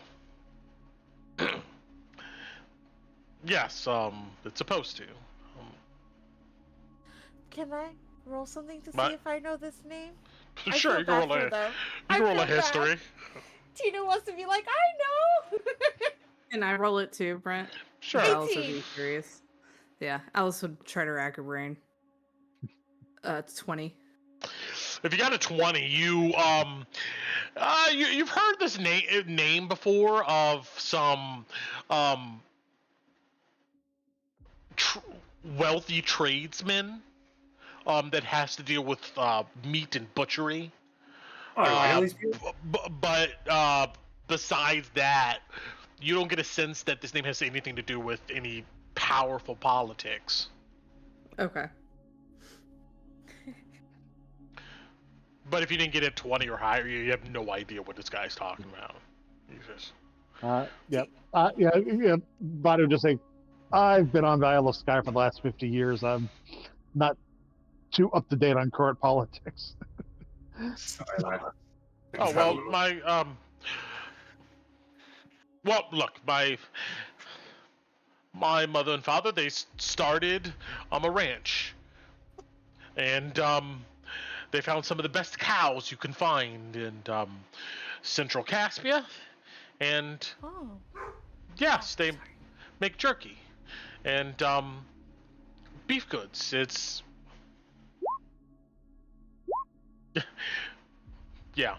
You see, he just he literally just looks down, looks around. And goes, Alice will pipe up and be like, "Yeah, jerky's pretty good. I think I had it before." I think is he probably from east of Jonestown then? No. Central, a bit north, the canyons, where there used to be a bunch of dragons and stuff at. But You're near the Rust Edge. Are you insane? I'm well. Look, that's just where I hail from. But you know, I've traveled quite a bit. I've studied at Liberio, and I'm here to make a name for myself. What does your family's ranch ever get raided by the Drakelings and their Orkling minions or the goblins? No, of course not. My papa, he pays quite a bit of coin for protection from the princes, you know.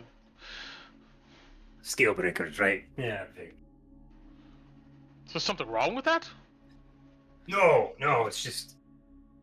Well, I'm hearing of expeditions out there from Glimmer and trying to find new places, old places, and I didn't imagine anybody from Caspia would want to live on the edge of those mountains.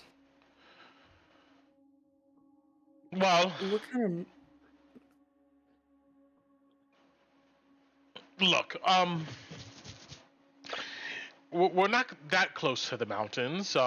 You know, there's a lot of good pasture land now in Central Caspia, and lots of good area to go ahead and raise horses,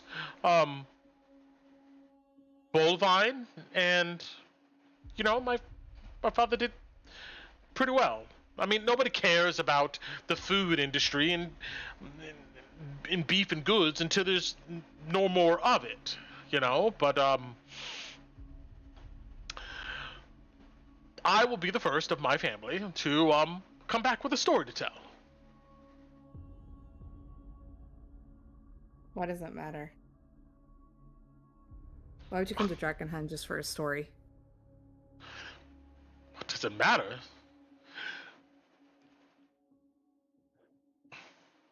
He looks at you up and down. He goes, well, maybe you're not familiar with the lives of those in commerce and merchants, but at some point, a family has to do more than the goods they produce and the money they make. At some point, we need to elevate ourselves. Like The family killing a does good. dragon? What? Didn't they say out of character? Didn't they say she's from Caspia? Don't they like do that whole thing where you need to like kill a dragon so you can have like something to your name or something? Yeah, that's probably because Scalebreaker was you. Well, you would know that's part of probably the elite, the noble prince families per se. But you don't get a sense from this guy that he's a part of like that. That's why Alice is like, why does it matter? I mean, That's why Alice is like, why? I mean, I would say, You're not noble. Like you shouldn't. yeah. Well, I think out of character, if they have that culture, Oh, you break it up. something. Say that. God, Say it again. But Taco would defend himself. He would go, look,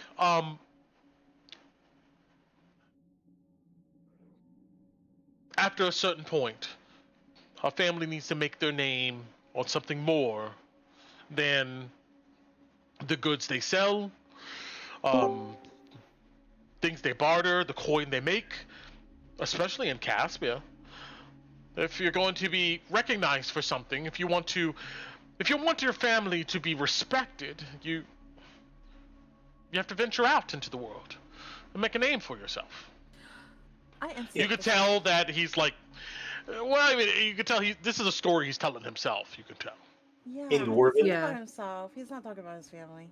In Dwarven, can I turn to Addie and say, this is why this kind of nonsense doesn't happen in Glimmer. People should be respected for their craft and not this crazy nonsense. And he says it loud enough for Therlin to hear him. She just is looking at you guys talking, but she doesn't say anything.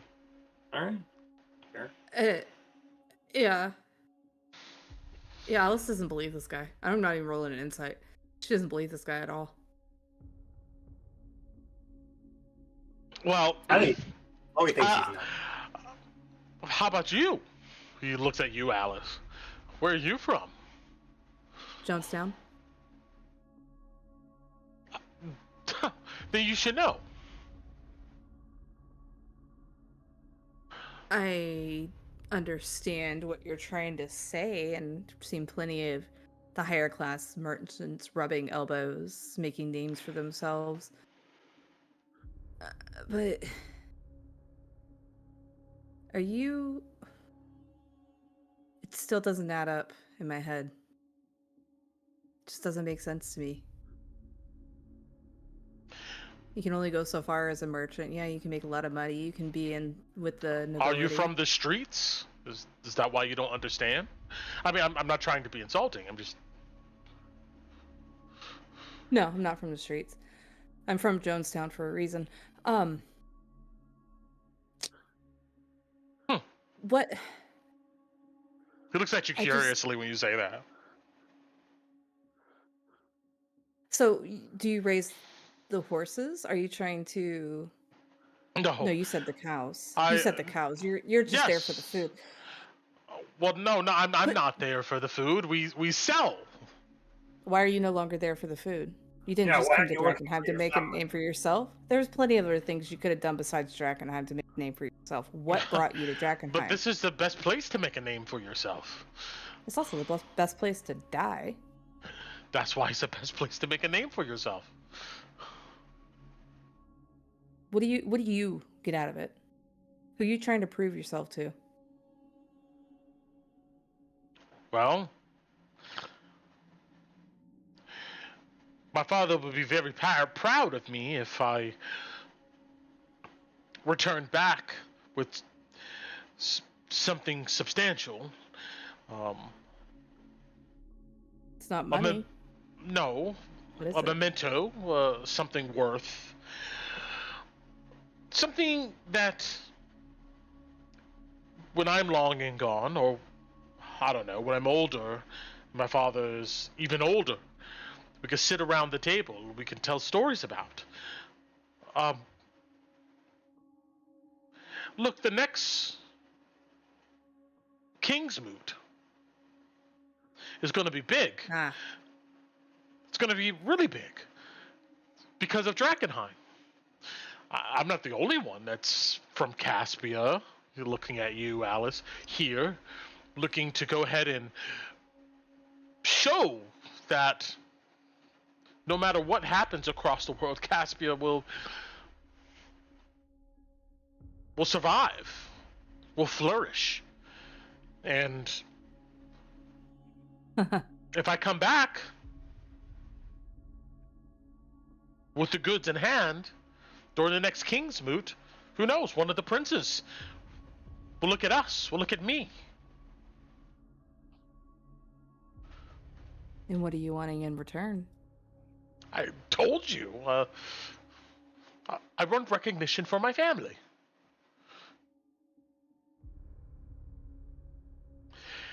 You seem like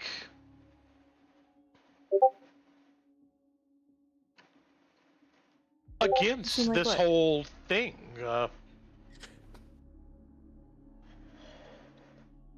Oh, I'm not against it. I'm just used to there being... Nobody tells it straight in Caspia. I'll say if you get there and get a prince's attention, nobody's going to tell you exactly what they're saying. Well, That may be true, but my deeds here in Drakkenheim, with all of you, that will outshine any misdirection. If you're ready to be a pawn for a bigger player, yes. Well, what? Oh, this is why me are you genuinely here? giving you an I idea. mean, like, why are you giving me advice? Because if you want to go back into that cesspit of Caspia politics, you have to be ready for it. You said you were from there. Why would you call your homeland such a thing? Because it treated me even worse than I'm speaking about it. I see. Look, I understand that there are many who are poor in Caspia and don't have a lot of the opportunities that some of us has. But that doesn't make me or anybody else that different from you if you were on the streets. Look, Alice will just laugh at that. he just Like looks very confused. mockingly laugh.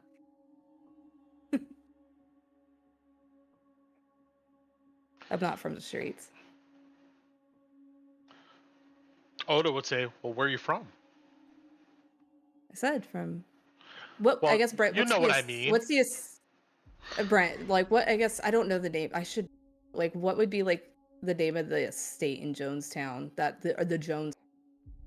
I guess like The what? Jonestown Estate is what we're gonna call it. I mean, it's Okay, named that's what I'm literally thinking. after the guy. Yeah, you know, the family. So, Yeah. Okay. She would say the estate in Jonestown.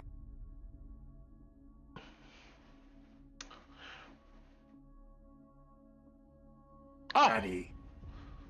so well, wait. you work for the Joneses family. They thought so. Yes. I'll give you that one.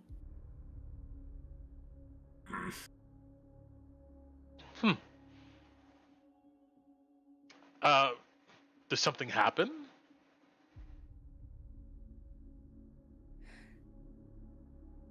It did, but I'm not ready to tell all of that yet. Well, I see. Well, look, from what I understand, the Jones family, they breed some of the best horses across all of the realm. Mm-hmm. Not just horses, but you know, some drake and dragons too.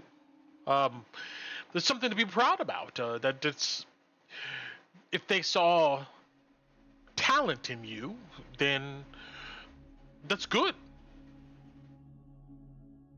She's just smiling at him. This Tinu's behind him, looking at his head like, this guy is sheltered. Alice is She's having the li- same thought process, so she's like, I don't even literally circles glaring of this at guy. Yeah, she's glaring at the back of this guy's head like, This guy's you're looking so around, sheltered. like you could tell that he knows he's missing something, but he's not sure what.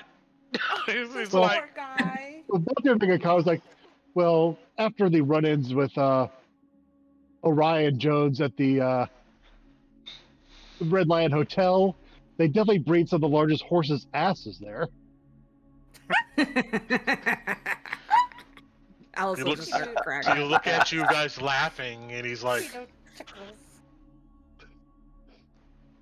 Orion Jones is a legend in Caspia. Mighty dragon slayer indeed, friend. He was funny. He didn't like to talk to me. But he listened to me though. Yeah, I wish it had been somebody else. He was one of the better ones. I'll give him that. You could tell, you can see the gears turning in his head. You get a sense that he's just not really that clued into necessarily what happened a couple weeks ago. Probably not. Mhm. He just goes silent. You should see the world more. Tino says from behind. Well, where are you from? I'm from the swamps. What is it called? The Elvenmire. The Elvenmire. I'm an elf. Tino says with her full chest. You lie, Baz says. No, I'm not lying. I am an elf. I see no elf in you. Well, Why do you lie to us? I thought we were compatriots. I'm not lying. Elves do not have horns. You only have one. Well, I know tieflings that have two. He says with Well- adamant, like he's revealing something big to you guys. when a mommy and a daddy really love each other, they kind of come together, and then the baby happens. And I was the baby, and my sister, as she points at Kala across the room, and we just happen to look like this. But they're elves, and we're elves, and we were raised as You elves. are a half-breed. No, I'm not. What exactly is wrong with that? Nothing. I just state the truth. Right. I have no shame where I'm from. I am a bugbear. Obviously. Which set of Oh, mountains ha- do you hail from? Who have you eaten in your past to be sent to this hell? Well, I've eaten no one yet. But my clan, we moved south from the Drake Claw Mountains, looking for new lands to conquer, new places to go ahead and call home with servants. Servants that we can train to be warriors like myself. So how many Illyrians have you killed then in your Oh. raids? Illyrians? You see, he seems to think.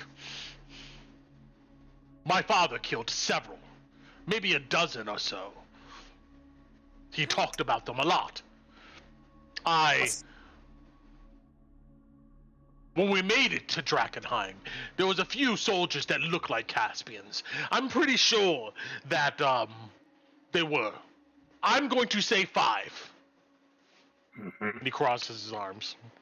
That's a bugbear. Goblin or an orc from the mountains for you. Raider clan. Excuse me, goblin? I called you a bugbear, not a goblin. Just But you're making a sure. raider and a killer. So are all of you. True, but I don't eat people. Did they give you a reason for you to kill them? Or did you just do it because you wanted to? They win our lands. You couldn't just talk to them? We told them to leave. They refused. Maybe they didn't have so anywhere else to go. Well then, their blood is weak. That's mean. Why would you say that? But then, oh shit, would Tinu say this? I think Tinu would say it. But then, didn't any of you say that your clan was killed by the... Does that mean your blood is weak too? You see, he just glares at you. Tinu! Yeah. That was Tinu 100%! You see, he stands up. I and my kinfolk are not weak. One battle doesn't mean nothing for the war. And the war continues against the Garmir. And they took from us what we rightfully owned, because we took it from someone else. Yes, That's but about if right you're for the al- rest of the clans.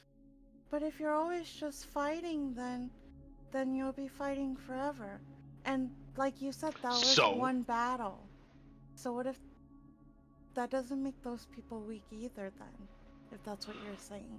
You're right, one battle does not decide whether a clan is weak or not. It's the war. And the war I shall win. Okay. In Orcish, Just- I say to him, "You should be careful what words you say." Oh, I no, want to see if I'm he sorry. if he recognizes it. Does he speak Orcish? Hold on, well, I'm about to find out. Because I know Taco. No, he just looks at you blankly. You know, for a Rustage clanner, you don't seem to be very well versed in tongues.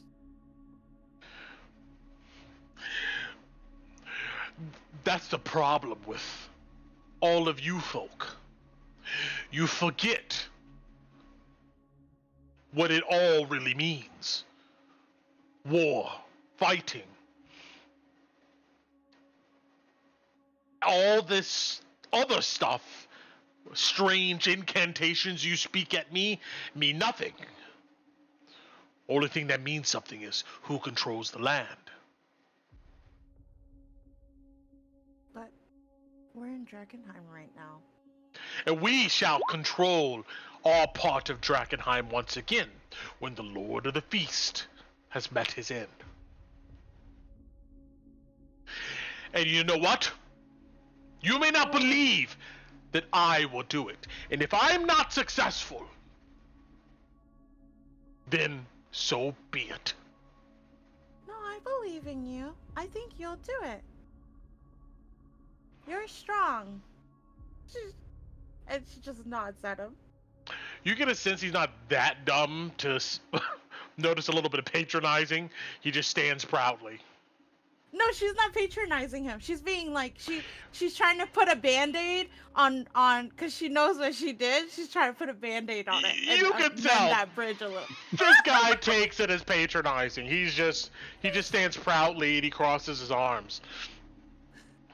The Lord of the Feast shall be defeated, and I shall take several concubines. And I will have many children, and I will rebuild the clan that was defeated. Yep, Garmir bugbear half-breeds. Makes sense, right? Oh yeah. You disgust me by suggesting such a thing. Well, from whose women are you going to be taken as? You're the He leader. once... you can tell that you're reaching the end of his logic at this point. He's like... I will find... A bugbear female? You see, he narrows his eyes. He goes, when the Lord of the Feast is defeated, word will spread, Mm-hmm. and they shall come to me. Mm-hmm. Uh, What? From the Rustage Mountains? Or from Drakeclaw Mountains? You know nothing about the mountains, so stop pretending like, you know nothing of me and my people. Darren. And dwarf,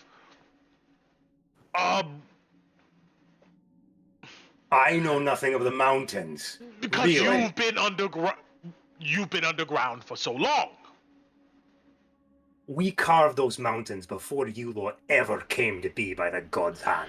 And you've been sleeping under them ever since. And now you woke up, you come out here and try to talk to me about my clan. I detect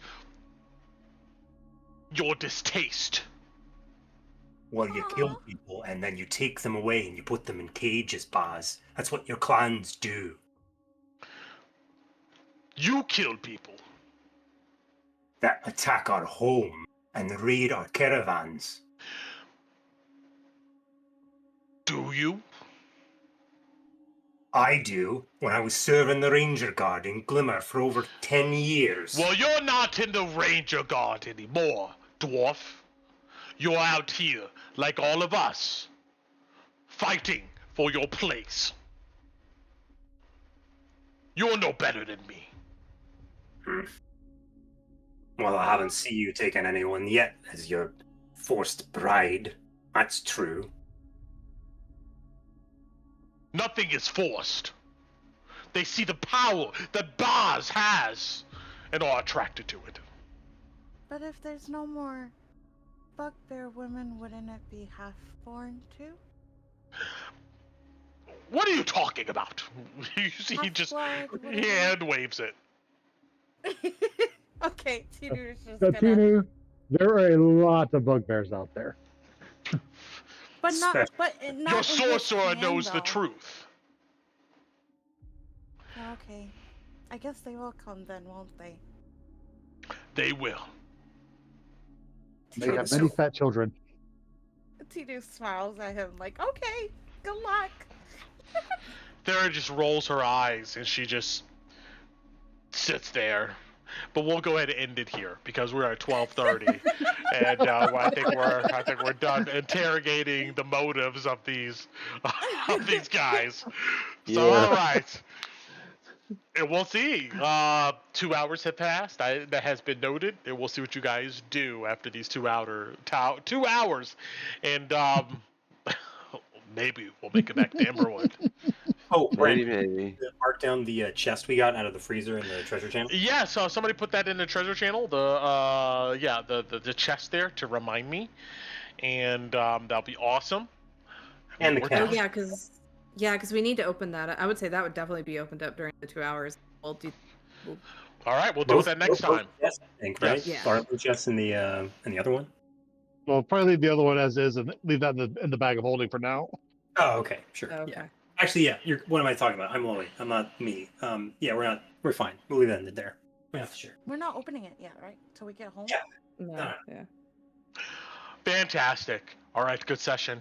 Goodbye, stream.